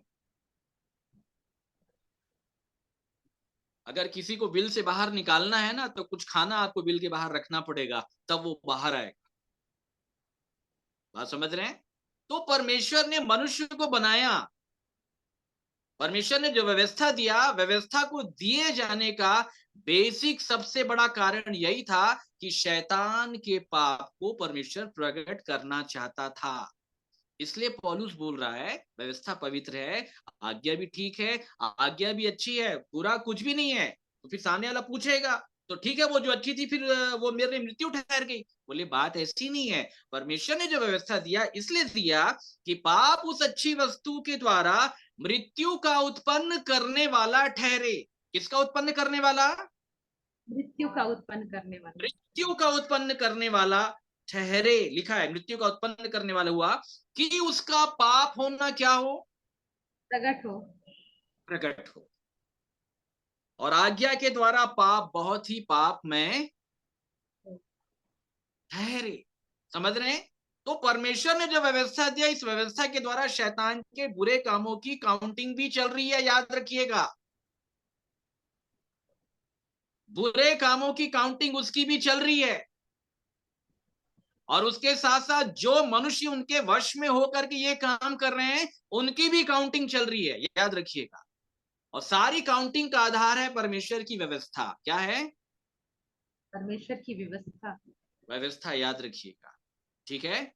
इसलिए बाइबल बताती है कि हर एक व्यक्ति जो स्वर्ग जाना चाहता है उसको आज्ञा को मानना होगा। क्या करना होगा? आज्ञा मानना होगा। शैतान क्यों गिराया गया था स्वर्ग से? घमंड के कारण, और पाप के कारण, अनाज्ञाकारिता के द्वारा। मेरे साथ निकाले यूहन्ना 8, बड़े ध्यान के साथ सुनिए।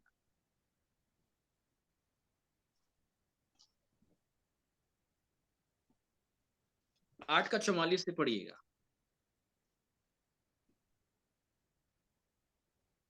तुम अपने पिता शैतान से हो और अपने पिता की लालसाओं को पूरा करना चाहते हो। वह तो आरंभ से हत्यारा है और सत्य पर स्थिर न रहा, सत्य उसमें है ही नहीं। जब वह झूठ सत्य पर क्या नहीं रहा? स्थिर नहीं रहा। हाँ, याद रखिएगा, क्या नहीं रहा? स्थिर नहीं रहा। स्थिर नहीं रहा, याद रखिएगा। स्वर्ग में परमेश्वर के साथ वे ही लोग रहेंगे जो स्थिर हैं। क्या हैं? स्थिर है। स्थिर हैं। और शैतान के पास स्थिरता का जीवन नहीं है, इसलिए लिखा है डोलते डालता रहता है। कैसा रहता है? डोलता डालता रहता है। याद रखिएगा, एक जो स्थिर नहीं है उसको ऊपर से परमेश्वर ने नीचे पटक दिया, तो नीचे वाले जो स्थिर नहीं हुए उनको ऊपर लेके नहीं जाएगा परमेश्वर, याद रखिएगा। और ये बात समझ में? इसलिए विश्वासियों का स्थिर होना बहुत जरूरी है। क्या होना? विश्वासियों का स्थिर होना बहुत जरूरी है। स्थिर होना बहुत जरूरी है, व्यवस्था में स्थिर होना बहुत जरूरी है। अब मेरे साथ एक वचन निकालिए, रोमियो 3 का 31 से पढ़िएगा, 31।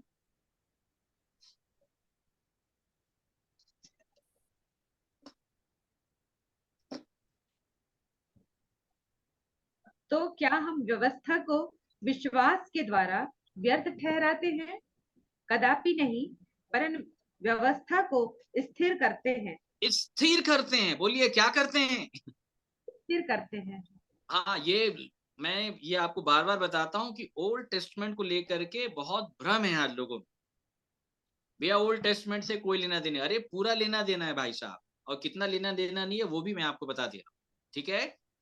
प्रभु यीशु मसीह ने कहा मैं व्यवस्था को लोप करने नहीं आया हूं, मैं पूरा करने आया। क्या करने आया पूरा हूं? करने आया। पूरा करने आया। पूरा ठीक करने है, आया हूँ। हाँ, पूरा कैसे किया? स्थिरता के द्वारा। किसके द्वारा? स्थिरता के द्वारा। स्थिरता के द्वारा। स्थिरता के द्वारा। और स्थिरता आएगी विश्वास के द्वारा। किसके द्वारा? विश्वास के द्वारा। परमेश्वर एक विश्वासी को व्यवस्था में स्थिर करना चाहता है, इसलिए न्यू टेस्टमेंट में विश्वास का कॉन्सेप्ट दिया गया है, ताकि विश्वास के द्वारा व्यवस्था को क्या किया जा सके? स्थिर किया जा सके। आ रही है बात समझ में? ठीक है, तो व्यवस्था को स्थिर करना है, बिल्कुल। अच्छा, अव्यवस्था में जो बातें प्रभु यीशु मसीह ने एडिट कर दी हैं वो हमको नहीं करना है। जो बातें एडिट कर दी हैं, और जो बलिदान व्यवस्था में भौतिकवाद के आधार पे प्रकट रूप में चढ़ाए जाते थे, मेमना बलिदान किया जाता था, भेड़ बकरियों का बलिदान होता था, कबूतरों का बलिदान होता था, बहुत सारी चीजों का, ठीक है। नए नियम में प्रभु यीशु मसीह के बलिदान के साथ वो सारे बलिदान पूर्ण हो गए, तो अब हमको वो करने की आवश्यकता है ही नहीं। तो जो चीजें प्रभु यीशु मसीह ने एडिट करी, क्या करी? एडिट करी। में एडिट क्या किया था प्रभु यीशु मसीह ने? आप लोग बोले। टूटा प्रभु हृदय यीशु मसीह परमेश्वर। आपके तुम सुन चुके हो कि पूर्व काल के लोगों से कहा गया आंख के बदले आंख, दांत के बदले दांत, परंतु मैं तुमसे कहता हूं नहीं, ये नहीं करना। आई बात समझ में? तो ऐसी कुछ बातों को प्रभु यीशु मसीह ने मना कर दिया, एडिट कर दिया कि ये हमको नहीं करना है।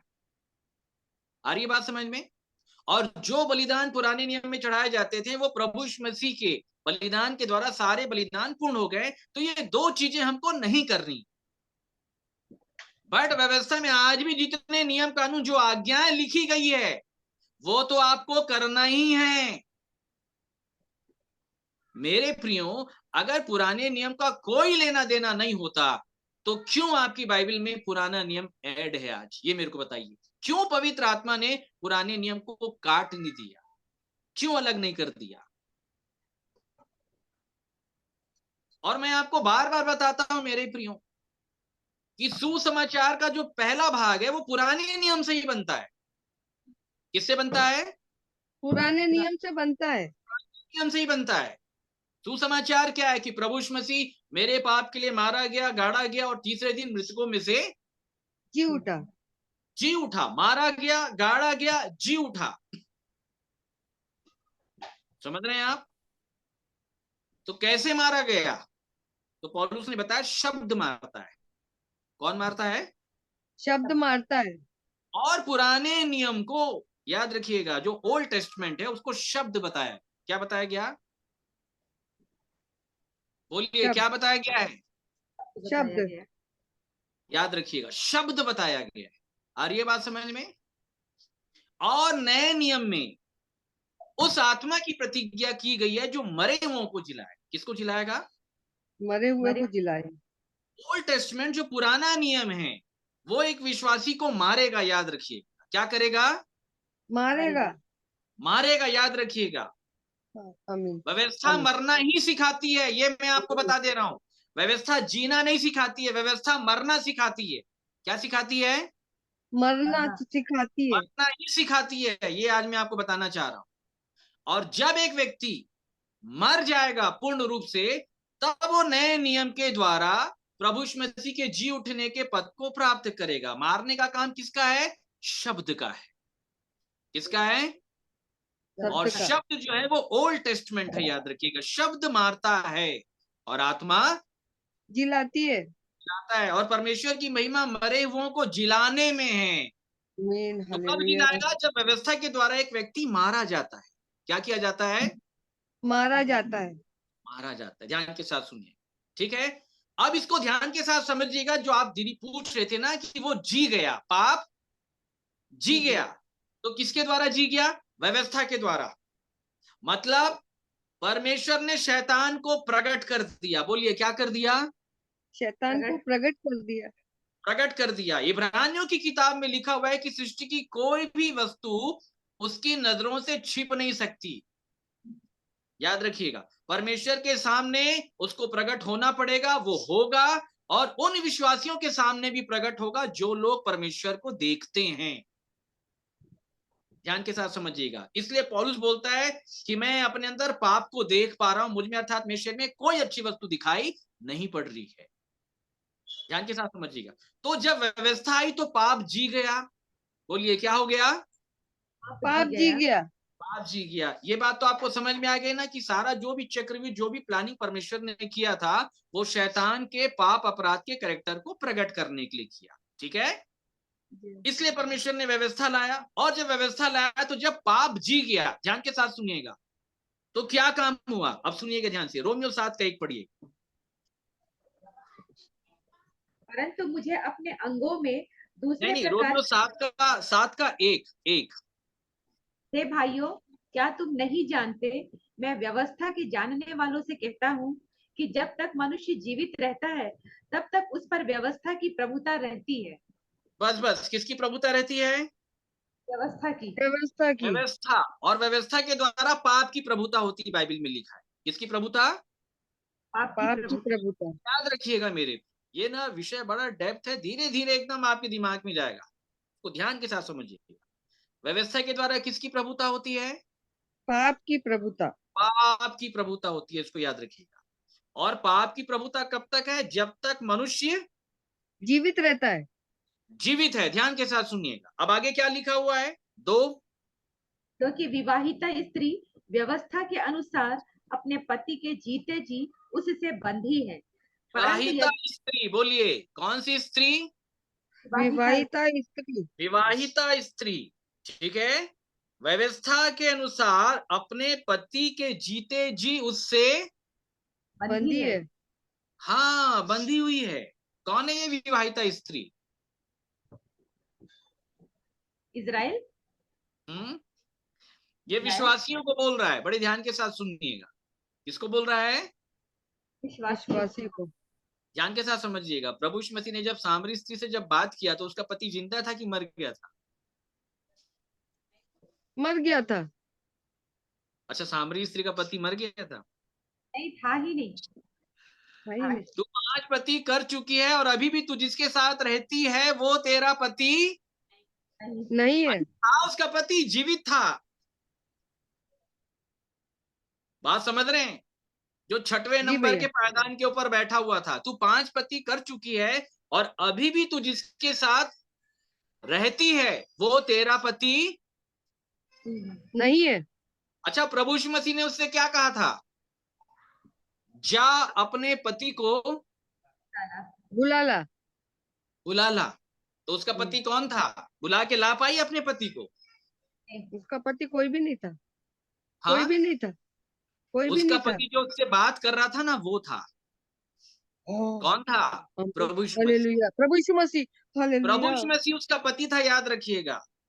यशायाह 56 में लिखा है, तेरा कर्ता तेरा पति है और उसका नाम सेनाओं का यहोवा है।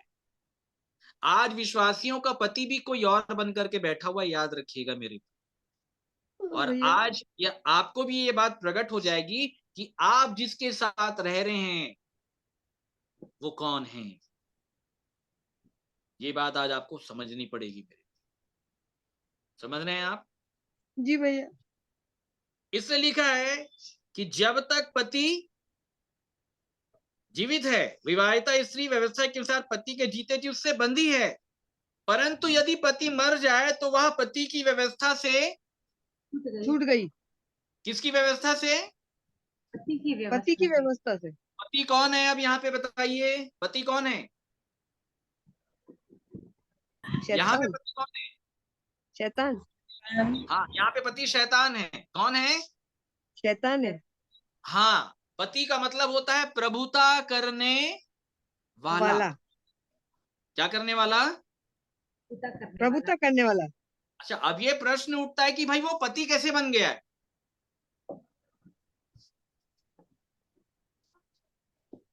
पति कैसे बन गया? कैसे बन गया है?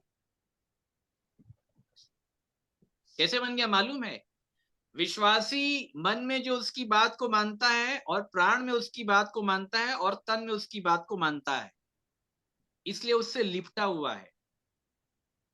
याद रखिएगा कि जब किसी स्त्री और पुरुष का जब विवाह किया जाता है तो तन मन प्राण सब कुछ मिलाने के लिए कहा जाता है। बात समझ रहे हैं आप? आज मनुष्यों के तन मन और प्राण सब कुछ शैतान की विचारधारा से लिपटे हुए हैं, इसलिए उसको पति कहा गया है। जैसा वो बोल रहा है आप वैसा कर रहे हैं। जैसा वो बोल रहा है मतलब वो प्रभुता करने वाला है, वो पुरुष है, पाप का पुरुष है वो। और जो आपको बोल रहा है आप कर रहे हैं, इसलिए कर रहे हैं क्योंकि अब आप स्त्री के कैरेक्टर में हैं। प्रभुता कर रहा है, यहां बैठा है। कहां बैठा है? आ रही बात समझ में? और स्त्री का कैरेक्टर ये नीचे का है। आज जितने भी लोग पाप का कहना मान रहे हैं तो क्यों मान रहे हैं? क्योंकि वो उसका पति है। क्या है? पति है। वो उसका पति है और इसलिए जो वो चाह रहा है वो आपसे करवा रहा है। आप उसके गुलाम हैं। यही बात प्रभु यीशु मसीह ने यूहन्ना 8 में यहूदियों से कही थी कि जो कोई पाप करता है वो पाप का दास है। दास है, गुलाम है उसका। जो वो कहता है वो करना ही पड़ता है, वो मानना ही पड़ता है। क्यों मानना पड़ता है? क्योंकि आप पत्नी हैं और वो पति बन के प्रभुता कर रहा है। अब परमेश्वर का आत्मा ये बता रहा है कि भाई उससे छूटना है, तुमको क्या करना है? छूटना है। उससे छूटना है। तो कैसे छूटेंगे? जब पति मर जाएगा तब उसकी व्यवस्था से छूट जाएंगे।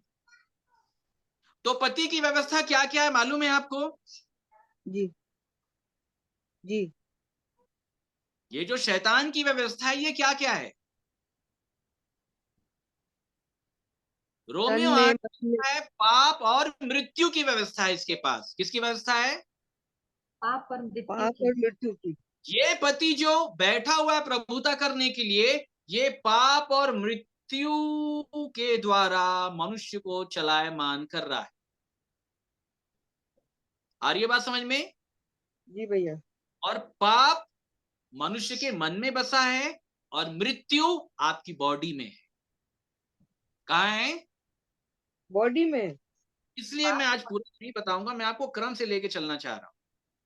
रोमियो 7:14 में पौलुस बोलता है कि मुझ में अर्थात मेरे शरीर में मुझे दूसरे प्रकार की व्यवस्था दिखाई पड़ती है, और दूसरे प्रकार की व्यवस्था को पौलुस आगे जाके मृत्यु की व्यवस्था बोलता है। किसकी व्यवस्था? मृत्यु की व्यवस्था। जो मैं करना चाहता हूं यदि मैं उसको नहीं करता हूं, तो पौलुस बोलता है मैं जान लेता हूं कि पाप मुझ में बसा हुआ है। आई बात समझे? मतलब जो प्रभुता कर रहा है वो पाप के द्वारा प्रभुता कर रहा है, समझ रहे हैं? पाप की विचारधारा और मृत्यु की विचारधारा। किसकी विचारधारा? मृत्यु की विचारधारा। तो बताया गया हमारे ज्ञानेंद्रियों को, हमारे अंगों को बाइबल मृत्यु बताती है। क्या बताती है? मृत्यु। इसको याद रखिएगा, ठीक है? तो पाप का विचार मन में है और मृत्यु कहाँ है? शरीर में। शरीर में। में। इसलिए पौलुस 7:24 में बोलता है मैं कैसा भागा मनुष्य, मुझे इस मृत्यु की देह से कौन छुड़ाए। आ रही बात समझ में?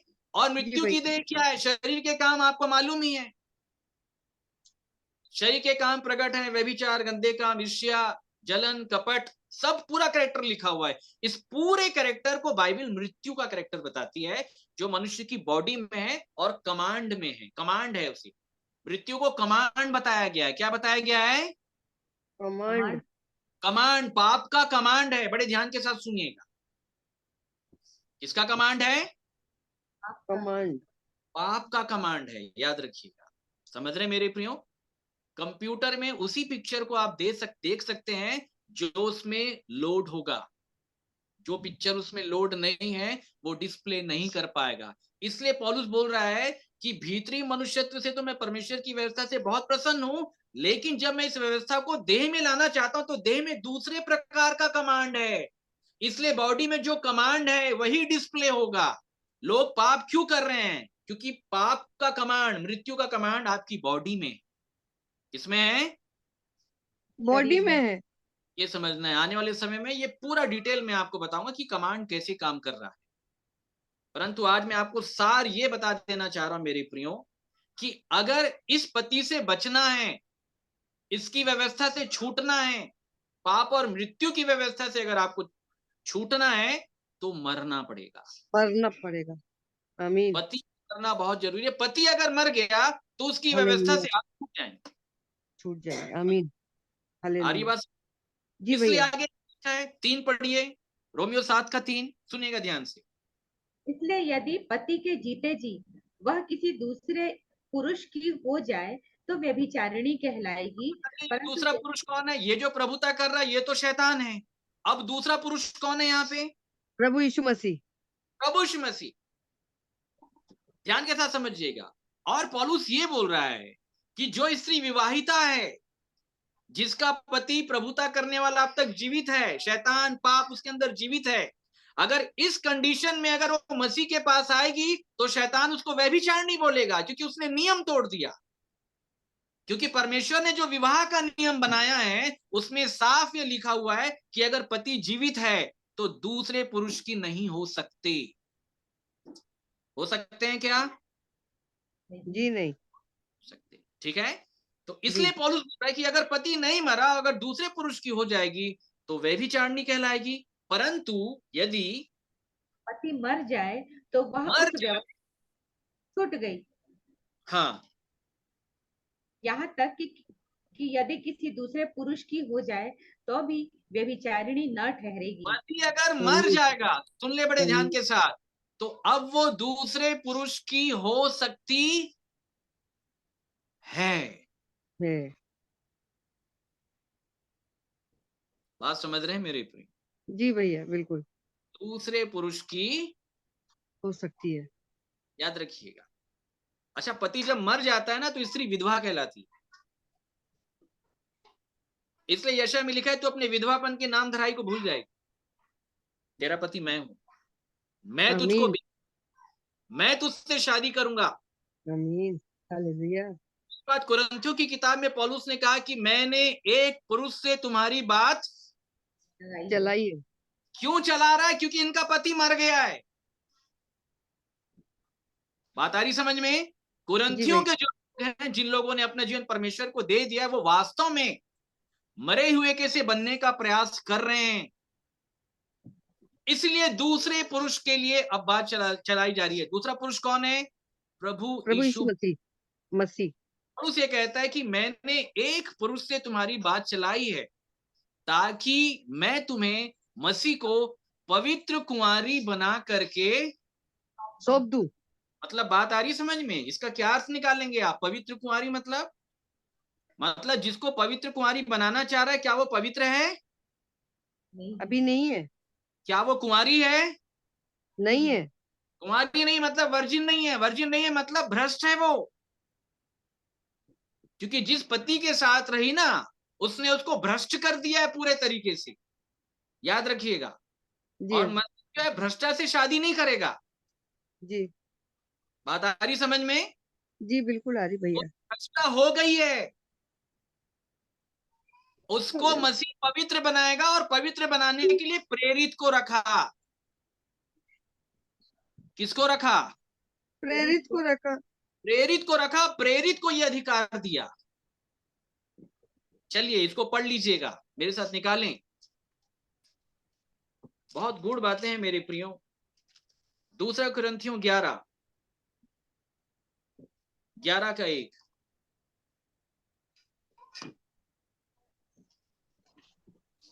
यदि तुम मेरी थोड़ी सी मूर्खता सह लेते तो क्या ही भला होता।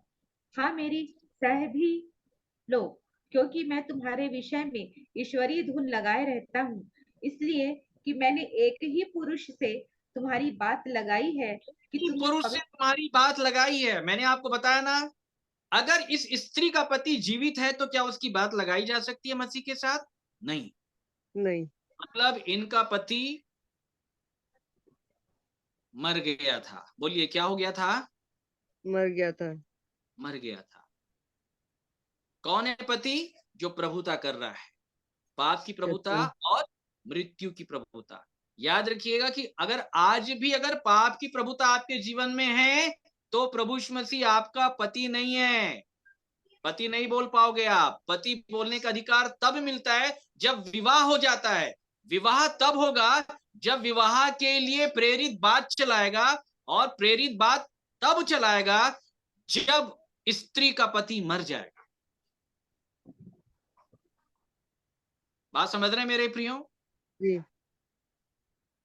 स्त्री का पति मर जाएगा, कहने का मतलब जो विश्वास करने वाले लोग हैं उनके जीवन में पाप का प्रभुता करने वाला जो शैतान है, जब वो मर जाएगा, क्या हो जाएगा? मर जाएगा। जब वो मर जाएगा, हरिवासन में, तब पौलुस भैया। मेरे लिए बात चलाएगा, हमारे लिए बात चलाएगा। आ रही है बात समझ में? जी भैया। मर जाएगा मतलब उसका सिर कट गया। बोलिए क्या कट गया? सिर कट गया। सिर कट गया। हरिवासन में अब मसीह के सिर को यहां लगाने की तैयारी होगी। पति का मतलब यही होता है। आर्यवासन में। और जब हमारा पति हो जाएगा ना, तब आप मसीह का कहना मान। आज आप जिसका कहना मान रहे हैं वही पति है, याद रखिएगा। आज ही आपको देखना है कि आपका पति कौन है। इसलिए प्रभु यीशु मसीह ने सामरी स्त्री से पूछा था, जा अपने पति को बुला लिया। आज लोग अपने पति को ही नहीं जानते हैं। पति प्रभु यीशु मसीह बोलने से नहीं हो जाएगा मेरे प्रियो। पति कब होगा? जब विवाह होगा। विवाह कब होगा? पौलुस जब बोलता है मरेंगे। चलाऊंगा, प्रेरित जब बात चलाएगा कलीसिया के लिए। कलीसिया को स्त्री का दर्जा दिया गया, और वो कलीसिया जिसके ऊपर प्रभुता करने वाला, पाप कराने वाला, शरीर की लालसा विलासों को पूरा कराने वाला शैतान, अंधकार का जो ताकत है, अंधकार की जो शक्ति है, जब वो खत्म हो जाता है तब प्रेरित बात चलाता है। और जब बात चला रहा है तो वो बोल रहा है कि अभी ये पवित्र कुमारी नहीं बनी है, लेकिन मैं बात चला रहा हूं कि एक का पति मर गया, आप विवाह करेंगे तो मसीह बोल रहा है ठीक है, उसको पवित्र बना, उसको कुमारी बना। क्या बना? पवित्र पवित्र बना, बना, कुंवारी बना, बना, प्रेरित। जिसमें ना कोई प्रेरित दाग, ना कोई धब्बा, ना कोई कलंक, वरन पवित्र और निर्दोष। इसहाक के लिए जब दुल्हन लाया गया तो रिबिका कैसी थी? लिखा है कि उसने किसी पुरुष के मुंह को देखा नहीं था। दूसरी ओर नए नियम में जब हम देखते हैं तो सामरी स्त्री 5 पति कर चुकी, छठवां भी जिसके साथ वो रहती है वो भी उसका पति मतलब भ्रष्ट है पूरी रीति नहीं। से। बात समझ में आ रही मेरे प्रियो? जितने जी भी भैया। लोग इस आधार पे आज भी पाप की लालसा विलासा के दासत्व में, उनके ऊपर प्रभुता करने वाला जीवित है। और जब तक प्रभुता करने वाला जीवित है, आप उस दूसरे की नहीं हो पाएंगे। नियम ही नहीं है। इसलिए पौलुस ये बोलता है पति मरना चाहिए। क्या होना चाहिए?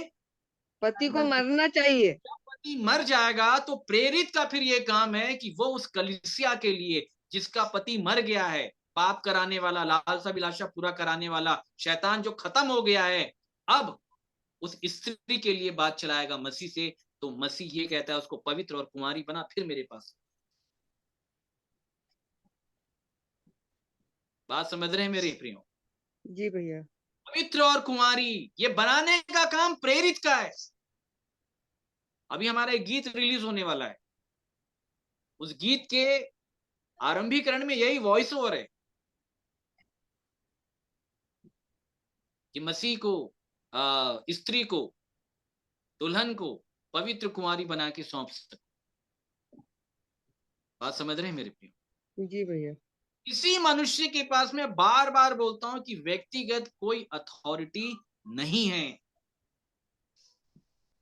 बात चलाएगा विवाह के लिए तो प्रेरित चलाएगा। कौन चलाएगा? प्रेरित चलाएगा। मध्यस्थ, याद रखिएगा। और वो चलाएगा मसीह से। और तब मसीह बोलेगा ठीक है मैं विवाह करूंगा, लेकिन पवित्र कुमारी होनी चाहिए। क्या होनी चाहिए? पवित्र कुंवारी होना चाहिए। बताइए कि अगर आप अपने बेटे का विवाह कराना चाह रहे हैं, पवित्र कुमारी से करवाएंगे या किसी भ्रष्टा से करवाएंगे? नहीं करवाएंगे। अगर आपको पता चल गया ना कि इस लड़की का कैरेक्टर ठीक नहीं है, अगर रिश्ता हो भी गया है ना, आप उसे खत्म कर दो। समझ रहे हैं? आप उसे खत्म कर देंगे। तो वो तो पाक परमेश्वर है, वो कैसे रिलेशन बना ले? इसलिए लिखा जैसा तुम्हारा बुलाने वाला पवित्र है तुम भी पवित्र बनो। दूल्हा जितना सुंदर है दुल्हन को भी उतनी सुंदर होना पड़ेगा। हालेलुया। बात समझ में आ रहा है? दूल्हा जी तेजो में है, दुल्हन को भी तेजो में होना पड़ेगा। हालेलुया। इसे हल्के में मत लीजिएगा कि संडे जी बस चल भैया। वचन सुन लिए आ गए, महीने में एक बार प्रभु बोल ले लिए या 4 बार, उससे कुछ होना जाना नहीं। अगर इन बातों को हम नहीं जान रहे, नहीं समझ रहे, इन बातों के अनुसार अगर हम नहीं कर रहे हैं तो स्वर्ग नहीं मिलेगा, याद रखिए। तो जब पति मर जाता है, बोलिए क्या हो जाता है? मर जाता है। पति मर जाता है। पुरुष अर्थात प्रभु यीशु मसीह से बात चलाई जाएगी। चलिए निकालें रोमियो 7। अब उसके बाद क्या लिखा है? 7 का 3 से पढ़िए। इसलिए यदि पति के जीते जी वह किसी दूसरे पुरुष की हो जाए तो व्यभिचारिणी कहलाएगी, परंतु यदि पति मर जाए तो वह उस व्यवस्था से छूट गई, यहाँ तक कि यदि किसी दूसरे पुरुष की हो जाए तो भी व्यभिचारिणी न ठहरेगी। वैसे ही हे मेरे भाइयों, तुम भी मसीह की देह के द्वारा व्यवस्था के लिए मरे हुए बन गए कि उस दूसरे के लोग कैसे बन गए? मरे हुए बन गए। व्यवस्था के लिए बार मर बार गए। आपको बताया ना कि व्यवस्था मरने के लिए ही दिया गया है, इसलिए मसीह भी मरा था। बात आ रही समझ में? इसलिए भैया। मरना बहुत जरूरी है। जी भैया। इसी को कहते हैं प्रभु यीशु मसीह की मृत्यु की समानता में आना। ये बात सच है कि यदि हम उसके साथ मरे, देखिए 6 का 5 पढ़िए। क्योंकि यदि हम उसकी मृत्यु की समानता में उसके साथ जुट गए हैं तो निश्चय उसके जी उठने की समानता में भी जुट जाएंगे। हाँ, आगे। हम जानते हैं कि हमारा पुराना मनुष्यत्व उसके साथ क्रूस पर चढ़ाया गया ताकि पाप का शरीर व्यर्थ हो जाए और किसका हम शरीर? पाप का शरीर पाप का शरीर क्या हो जाए? व्यर्थ हो जाए। व्यर्थ हो जाए। याद रखिएगा मेरे प्रियो, कौन सा शरीर पाप के लिए व्यर्थ हो जाता है? कोई शरीर अगर पाप के लिए व्यर्थ हो गया तो वो परमेश्वर के लिए बड़े काम का हो जाता है। आमीन। और जो शरीर पाप के लिए व्यर्थ नहीं हुआ है वो परमेश्वर के लिए कोई काम का नहीं है, वो परमेश्वर के लिए व्यर्थ है। अगर आप पाप के लिए काम के हैं तो आप परमेश्वर के लिए व्यर्थ हैं, लेकिन अगर आप पाप के लिए व्यर्थ हो गए तो आप परमेश्वर के काम के हो जाएंगे। ठीक है, तो शरीर कब व्यर्थ हो जाएगा पाप का? पाप के लिए कब व्यर्थ हो जाएगा? देखिए यहां भी जब वो मरने मरने क्रूस का है। कहां जाना पड़ेगा? क्रूस। पति मरेगा तो कहां मरेगा? क्रूस। क्रूस में। कहां मरेगा? क्रूस पे। वो क्रूस पर ही मरेगा, याद रखिएगा। बात आई समझ में? जी। और जब तक मरा नहीं है वो तब तक जीवित है आपके अंदर, और जब तक जीवित है वो अनाज्ञाकारिता पाप करवाते रहेगा, आपसे अपराध करवाते रहेगा, क्रोध करते रहेंगे, बुरा मानते रहेंगे, चिढ़ते रहेंगे, बुराई करते रहेंगे, व्यभिचार करते रहेंगे, गलत काम आप करते ही रहेंगे, क्योंकि वो जीवित है। वो मरना चाहिए। क्या होना चाहिए? मरना चाहिए उसको। और वो कब मरेगा? जब एक व्यक्ति क्रूस पर जाएगा। कहां जाएगा? क्रूस पर जाएगा। कि लिखा है प्रभु यीशु मसीह ने शैतान को क्रूस के ऊपर कीलों से जड़ दिया। आई बात समझ में? तो उसने तो अपने जीवन में जड़ दिया ना, आपका जीवन तो बचा हुआ है ना, आपको भी तो समानता में आना पड़ेगा, उस समानता में आना पड़ेगा आपको। इसलिए लिखा है उसकी मृत्यु की समानता में आओ। और आज शिक्षा क्या है? उसने कर दिया। अरे उसने कर दिया तो तुम्हारा क्या हुआ है अभी ये बताओ मुझे। हमको भी वही करना है। तो किया क्यों किया? कि तुम भी वैसा ही करो। और आमीन। आज ये शिक्षा नहीं है, ये कहा जा रहा है कि उसने कर दिया अब हमको कुछ नहीं करना है। किसने बोल दिया नहीं करना है भाई? आपको करना पड़ेगा। करना पड़ेगा। बाइबल क्या बोलती है? कि दुख उठा के उसने आदर्श तुमको दे दिया, उसके पद चिन्हों के ऊपर चलो। कैसे दुख उठाया? आज्ञा मान मान कर। कैसे कलवरी तक के वो गया? वो तुमको जाना पड़ेगा। क्यों पौलुस गया कलवरी के ऊपर भाई? जब पूरा हो गया था वो क्यों गया? एक मरा तो सब मरे, क्यों मरने की थ्योरी है भाई? और आज कुछ ऐसी शिक्षा हमको निकम्मा बना दी है ताकि हम उसके पद चिन्हों के ऊपर ना चलें, क्रूस तक ना जाएं, हम प्रभु यीशु मसीह की मृत्यु की समानता को प्राप्त ना करें। हालेलुया। शैतान ने इस विचारधारा को डाल दिया क्योंकि वो जानता है कि अगर ये मृत्यु की समानता में आ गए तो परमेश्वर जिला देगा इन्हें। इसलिए वो चाहता ही नहीं है कि विश्वासी मरे, याद रखिएगा। क्योंकि विश्वासी अगर मरेगा ना कलवरी पे तो शैतान मर जाए। आ रही है बात समझ में? और जी जब भैया। ये मर जाता है तो मरे हुए शरीर को बाइबल नश्वर कहती है, तब नश्वर शरीर में परमेश्वर प्रकट होता है। आमीन। हालेलुया। कौन से शरीर में? मरे हुए शरीर में। मरे हुए शरीर में परमेश्वर प्रकट होता है। इसको आप हमेशा याद रखिएगा। परमेश्वर की सामर्थ मरे हुओं को जिलाने में है। इसलिए परमेश्वर ने व्यवस्था दिया, इसलिए दिया कि इस व्यवस्था के दर्पण में तू देख, तू भी कितना बड़ा पापी अपराधी, शैतान तो है ही, तुम भी उसके बंधन में आके तुम कितने बड़े पापी अपराधी हो, तुम भी उसकी लालसा अभिलाषा को पूरा करते चले आए हो ना, कि नहीं आए हो? हाँ प्रभु चले आए। और तब हमारे खाते में भी ये लिखा जाता है कि हाँ तूने ये पाप किया, तूने ये अधर्म किया, तूने ये अपराध, ये लिखा जाता है, लिखा जाता है। इसलिए दाऊद कहता है हे परमेश्वर,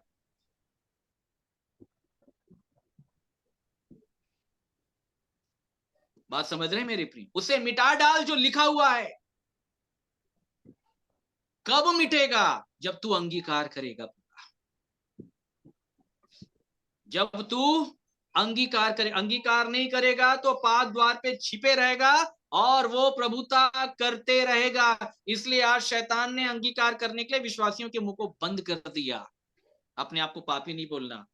किसने बोल दिया कि पापी नहीं बोलना? बिल्कुल बोलना पड़ेगा भाई साहब, बोलना ही पड़ेगा। अपने अंगीकार को थामे रहो। बाइबल बोलती है जितने बार पाप करोगे उतने बार बोलना पड़ेगा, जितनी बार गलतियां करोगे उतने बार बोलना। बात समझ रहे हैं मेरे? व्यवस्था मरने के लिए दिया गया। किसके लिए? मरने के लिए। पौलुस कहता है कि यदि कोई व्यवस्था को उचित रीति से काम में लाए तो वो भली है। मतलब आज लोग उचित रीति से काम में नहीं ला पा रहे हैं। परमेश्वर ने व्यवस्था, बड़े ध्यान के साथ सुनिएगा, धर्मी बनाने के लिए दिया ही नहीं। व्यवस्था जीवन प्राप्ति के लिए दी ही नहीं गई है। पौलुस ने गलातियों के लोगों को बताया कि अगर वास्तव में व्यवस्था अगर जीवन दे सकती होती तो धार्मिकता भी व्यवस्था से होती, न्यू टेस्टमेंट की आवश्यकता नहीं। परंतु लिखा है पवित्र शास्त्र ने सबको पाप के अधीन कर दिया। ओल्ड टेस्टमेंट को दोषी ठहराने वाली वाचा बताई गई। 2 कुरिन्थियों 4 में पढ़िएगा, मृत्यु की वाचा बताई गई है उसे। ओल्ड टेस्टमेंट को मृत्यु की वाचा। जितने भी लोग ओल्ड टेस्टमेंट को जानेंगे समझेंगे वो प्रभु यीशु मसीह की मृत्यु की समानता में ही आएंगे। इसलिए प्रभु यीशु मसीह ने कहा जो मुझ पे विश्वास करेगा वो मृत्यु से पार होकर जीवन में प्रवेश करे। बात समझ रहे हैं मेरे?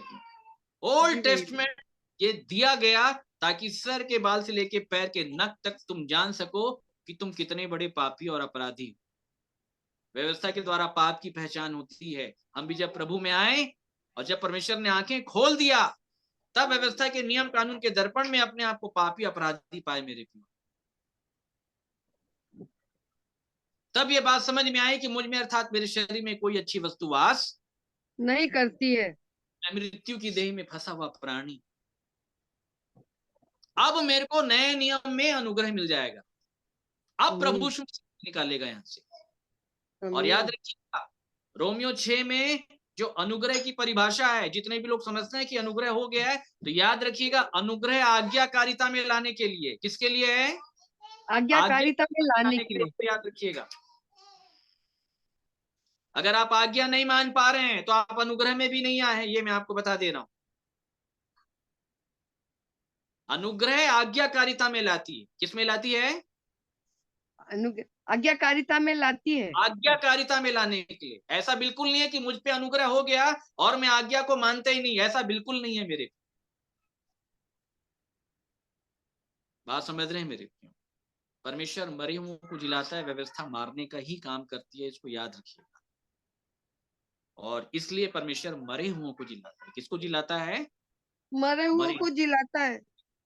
जब मेरी आंखें खुली तो मैंने भी सर के बाल से लेके पैर के नख तक अपने जीवन में पाप की उपस्थिति को पाया, अपराध की उपस्थिति को पाया और तब मैंने अंगीकार किया। अब जब मैंने अंगीकार किया तो संसार का जो सरदार जो मुझ में प्रभुता करता था, सरदार, आई बात समझ में, दोषी ठहराया गया। क्या ठहराया गया? दोषी ठहराया गया। ठहराया गया। क्यों दोषी ठहराया गया मेरे प्रियो? दोषी मैं भी ठहराया गया। ऐसा नहीं कि मैं दोषी नहीं ठहराया गया, लेकिन मैंने अपने दोष को मान लिया कि प्रभु मैं पापी अपराधी हूं, लेकिन शैतान नहीं मानता। बात आ रही समझ में? शैतान नहीं मानता। ये बात प्रभु यीशु मसीह ने बताई कि तू परमेश्वर की बातों पर मन नहीं लगाता है, लेकिन मैंने लगा लिया। इसलिए अब इस देह में उसके रहने का कोई अधिकार नहीं, क्योंकि मैं उसके नियम कानून का मानने वाला नहीं। वो दोषी ठहरा दिया गया और जब परमेश्वर फाइनल जजमेंट देगा उसे नरक के कुंड में डाल देगा। बात समझ रहे हैं मेरे प्रियो? जी भैया। और जो लोग उसके साथ उस कैरेक्टर में चल रहे हैं वे भी लोग नरक की पीड़ा तक पहुंचाए जाएंगे। इसलिए वचन ये कहता है कि यदि आज उसके शब्द को सुन रहे हैं तो अपने मन को कठोर ना करें। मेरे मन को कठोर ना करें। आमीन। बार बार ये आग्रह करती है कि मरे हुए किसे बन जाओ। कैसे बन जाओ? मरे हुए से बन जाओ। इसलिए लिखा है जो मसीह यीशु के हैं उन्होंने शरीर को उसकी लालसाओं और अभिलाषाओं समेत कहां चढ़ा दिया है? क्रूस पर चढ़ा दिया। चढ़ा दिया है। समझ रहे मेरे प्रिय?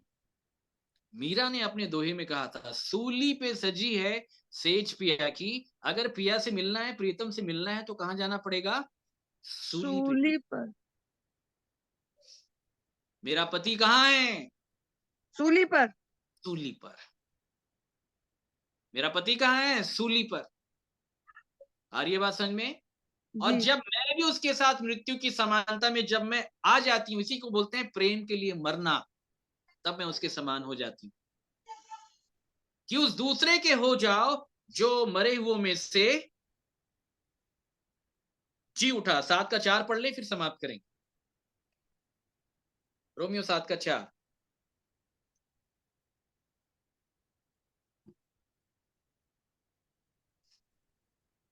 वैसे ही मेरे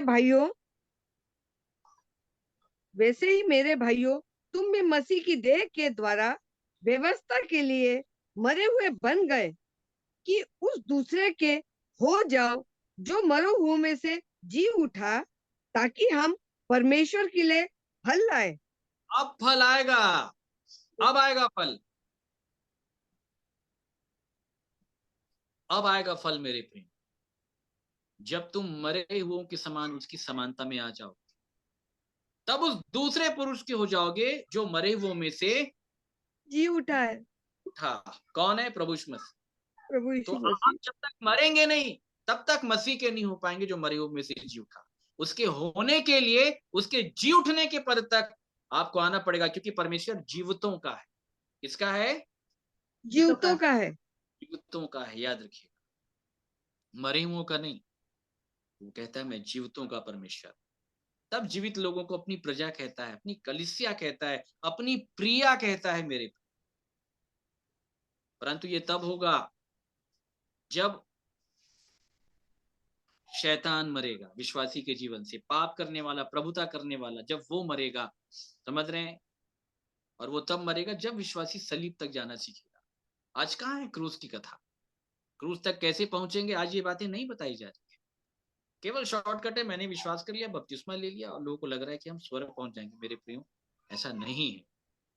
सारी गुड़ बातों को, गंभीर बातों को जानना समझना बहुत जरूरी है। अगर सारी बातें इतनी छोटी होती तो इतनी लंबी चौड़ी पत्रियां पौलुस क्यों लिख रहा था? इसलिए लिख रहा था ताकि हम परमेश्वर के अनुग्रह को, उसके नियम कानून को अच्छे से जाने और समझें। तो मेरे प्रियो, विषय तो खैर बहुत बड़ा है, और कल भी अगर मैं जुड़ूंगा तो अवश्य मैं आपको बताऊंगा कमांड के बारे में। कल भी मैं आपको अवश्य बताऊंगा, आप मुझे स्मरण दिलाइए। तो आज के लिए बस इतना ही मेरे प्रियो। बहुत गूढ़ बातें हैं, गंभीर बातें हैं। ये बातें एक बार में पूरी रीति से समझ में नहीं आती है, इसको बहुत पार्ट में हमें सुनने और समझने की आवश्यकता है। सो परमेश्वर हम सबकी सहायता करें मेरे प्रियो। आगे कमलेश भाई को अवसर होगा ताकि आप अगुवाई करें। हाँ भाई, बोलिए। ये प्रभुता से मैं छूटना चाहती हूँ, जो अभी मेरे को अपने अंदर में जो दिखाई देता है कि वो इस संसार का सरदार है, शैतान है, उसकी प्रभुता है मेरे जीवन में है, और मैं इससे छूटना चाहती हूँ। तो कैसे इससे छूटा जाए? बस इसके लिए हमको सलीब तक जाना है। कहाँ तक जाना है? सलीब पर जाना है, मरना पड़ेगा। और सलीब तक पहुंचने के क्या क्या नियम है, ये मैं आपको बताऊंगा। ये जो मरना पौलुस क्या होता है, कहता है? हाँ जी नहीं, बोलिए। जो मरना जो होता है, ये कैसे होता है? ये कैसे मैं सलीब पे मरना कैसे होता है? ये मैं आपको बता रहा हूँ। देखिए, कल मैं प्रचार किया था तो गलातियों 2 में पौलुस ये कहता है, मैं मसीह के साथ क्रूस पर चढ़ाया गया। मैं चढ़ाया गया हूं, अब मैं जीवित नहीं रहा। ठीक है, मेरे अंदर का जो मैं था, जो प्रभुता करता था, वो भी खत्म हो गया, बोल रहे हैं। अब जो मैं शरीर में जीवित हूं, तो उस विश्वास से जीवित हूं जो परमेश्वर के पुत्र पर है। ठीक है, तो वो चढ़ाया गया। किसने चढ़ाया? मैंने। परमेश्वर। परमेश्वर ने चढ़ाया भाई, कोई इंसान नहीं जा सकता वहां। मसीह भी चढ़ाया गया, परमेश्वर ने लौता पुत्र दे दिया ना, देने की सामर्थ परमेश्वर के पास, उसने दे दिया। कहां दिया? क्रूस के ऊपर दिया, चढ़ा दिया।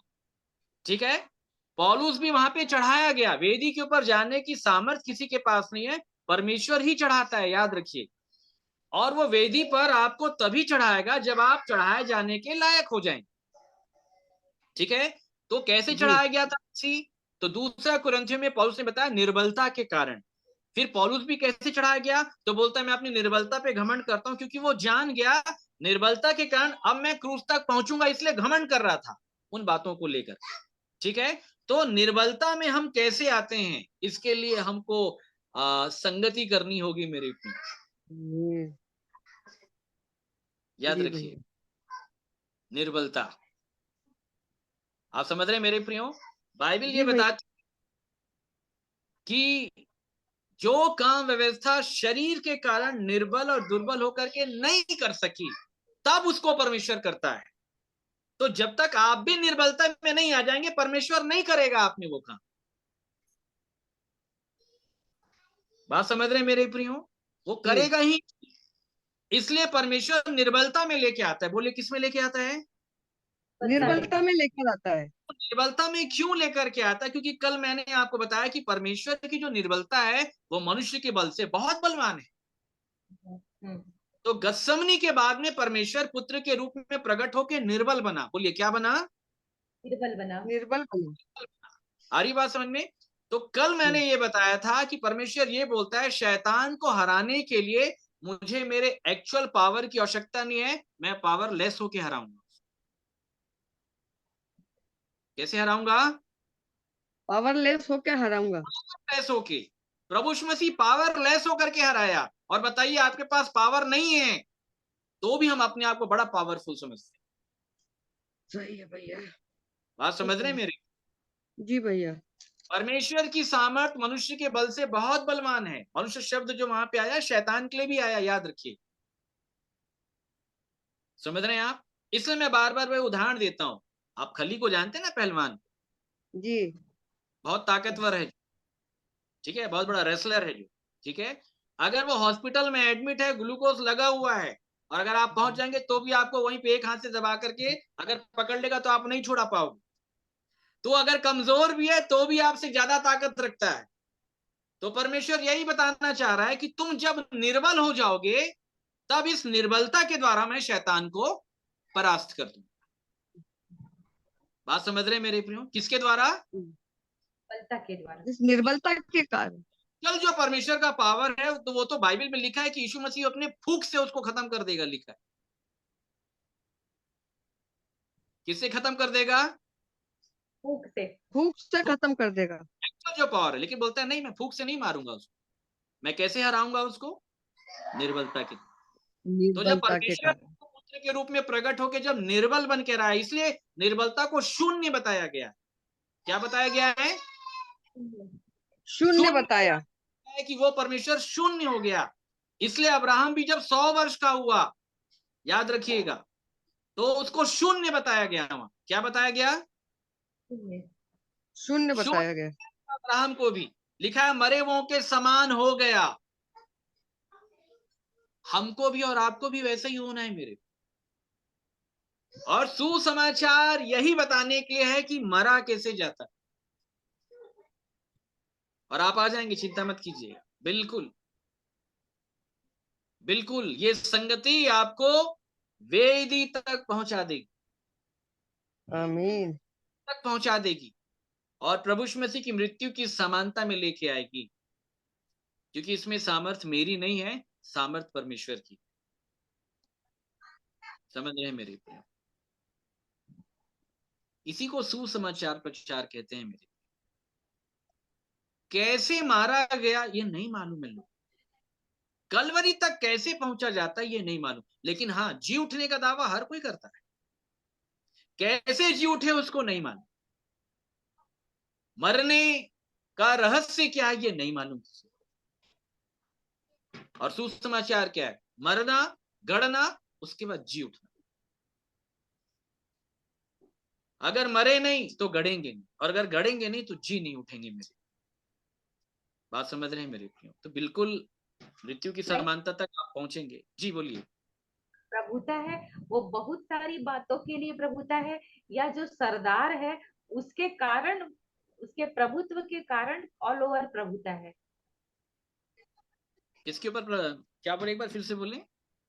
जैसे बहुत सारी लालसाओं और अभिलाषाओं की प्रभुता है जी जीवन में, जी। तो वो उसके कारण है जो सरदार है। बस बस उसके कारण है। देखिए जो है उसी की लालसा अभिलाषा, याद रखिए। समझ रहे हैं आप? जो आप में बसा हुआ है। मैं आपको बार बार बोल रहा हूं, अगर आपको मलेरिया है तो उसका लक्षण दिखेगा, आपको फीवर आते रहेगा। तो भाई फीवर क्यों आ रहा है? तो उसका कारण यह है कि भाई मलेरिया है। आई बात समझ में? तो जो आप में बसा हुआ है वो दिखते रहेगा। पौलुस यही तो बता रहा है कि जो मैं करना चाहता हूं नहीं होता है। क्यों नहीं होता है? तो बोलता है मैं जान लिया कि मुझ में अर्थात मेरे शरीर में कोई अच्छी वस्तु नहीं है, पाप मुझ में बसा हुआ है। तो जो बसा हुआ है वो प्रकट हो रहा है, बोलता है। परंतु जब वो मर जाएगा, खत्म हो जाएगा, तब उसकी व्यवस्था से आप छूट जाएंगे, तब मसीह प्रकट होगा। और इसी रहस्य को समझना है कि मरना कैसे है, मरा कैसे जाता है, गड़ा कैसे जाता है, और जी उठने के पद तक हम कैसे पहुंचते। इसी को सुसमाचार कहा गया है मेरे। और इन बातों का प्रचार अगर कहीं नहीं है तो आप बच के रहिएगा, फिर लुभावनी बातें याद रखिएगा। समझ रहे मेरे प्रियो? अच्छा, अब आज जी क्या बोला भैया जा जी। रहा है? आज्ञा को मानिए, आज्ञा को। वो कैसे चलेगा भाई? उसका पति जीवित है, उसका पति जीवित है, तो मरने की शिक्षा नहीं है आज।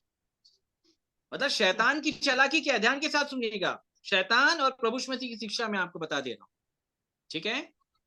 प्रभु यीशु मसीह भी चलने की शिक्षा देता है, ये मैं आपको बता देता हूं। और शैतान भी चलने की शिक्षा देगा वचन, ये भी आपको बता दे रहा हूं। लेकिन दोनों में अंतर क्या है?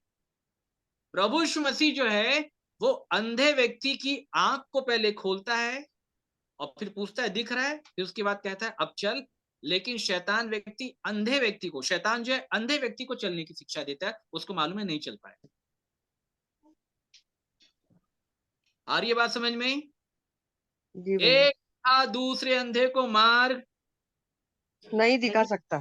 बात समझ में? लेकिन पौलुस की आंखें खुल गई तो बोलता मुझे मेरे शरीर में दूसरे प्रकार की व्यवस्था दिखाई पड़ रही, मैं अंधा नहीं हूं, मैं जान लिया कि क्या क्या कारण है, और उस कारण का समाधान क्या ये भी मैं जान गया। इसलिए वो क्रूस की ओर बढ़ रहा था मेरे। समझ रहे हैं आप? उसको मालूम है कि पति जीवित है। दूसरा कुरिन्थियों में निर्बल हो गया। आगे फिर गलाती में बोलता है मैं मसीह के साथ क्रूस पर निर्बलता के कारण चढ़ा दिया गया। फिर इफिसियों में बोलता है मैं जिला दिया गया। कितना अच्छा क्रम है। तो मेरे प्रियो, आज इसी संगति की आवश्यकता है ताकि एक मनुष्य मरने के रहस्य को जाने और समझे। मेरे आज मरने का रहस्य प्रकट नहीं है, लोग मर नहीं पा रहे हैं। लोग मर जाएंगे, जी भी लेंगे। आज्ञा कोई नहीं मान पाएगा। जिसका पति जीवित है वो अपने ही पति की आज्ञा को मानेगा, याद रखिएगा।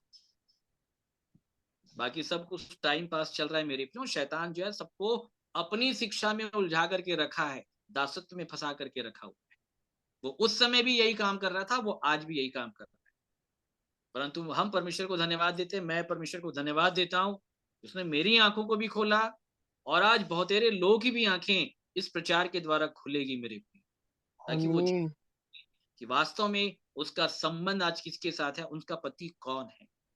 और जब जान लेंगे कि वो पति जीवित है, तब तो उसे मारने के लिए क्रूस की ओर बढ़ेंगे। तब उस दूसरे के हो पाएंगे जो मरे हुओं में से जी उठा। फिर उसके बाद लिखा है तुम पर जी पाप सर। की प्रवृत्ति नहीं होगी।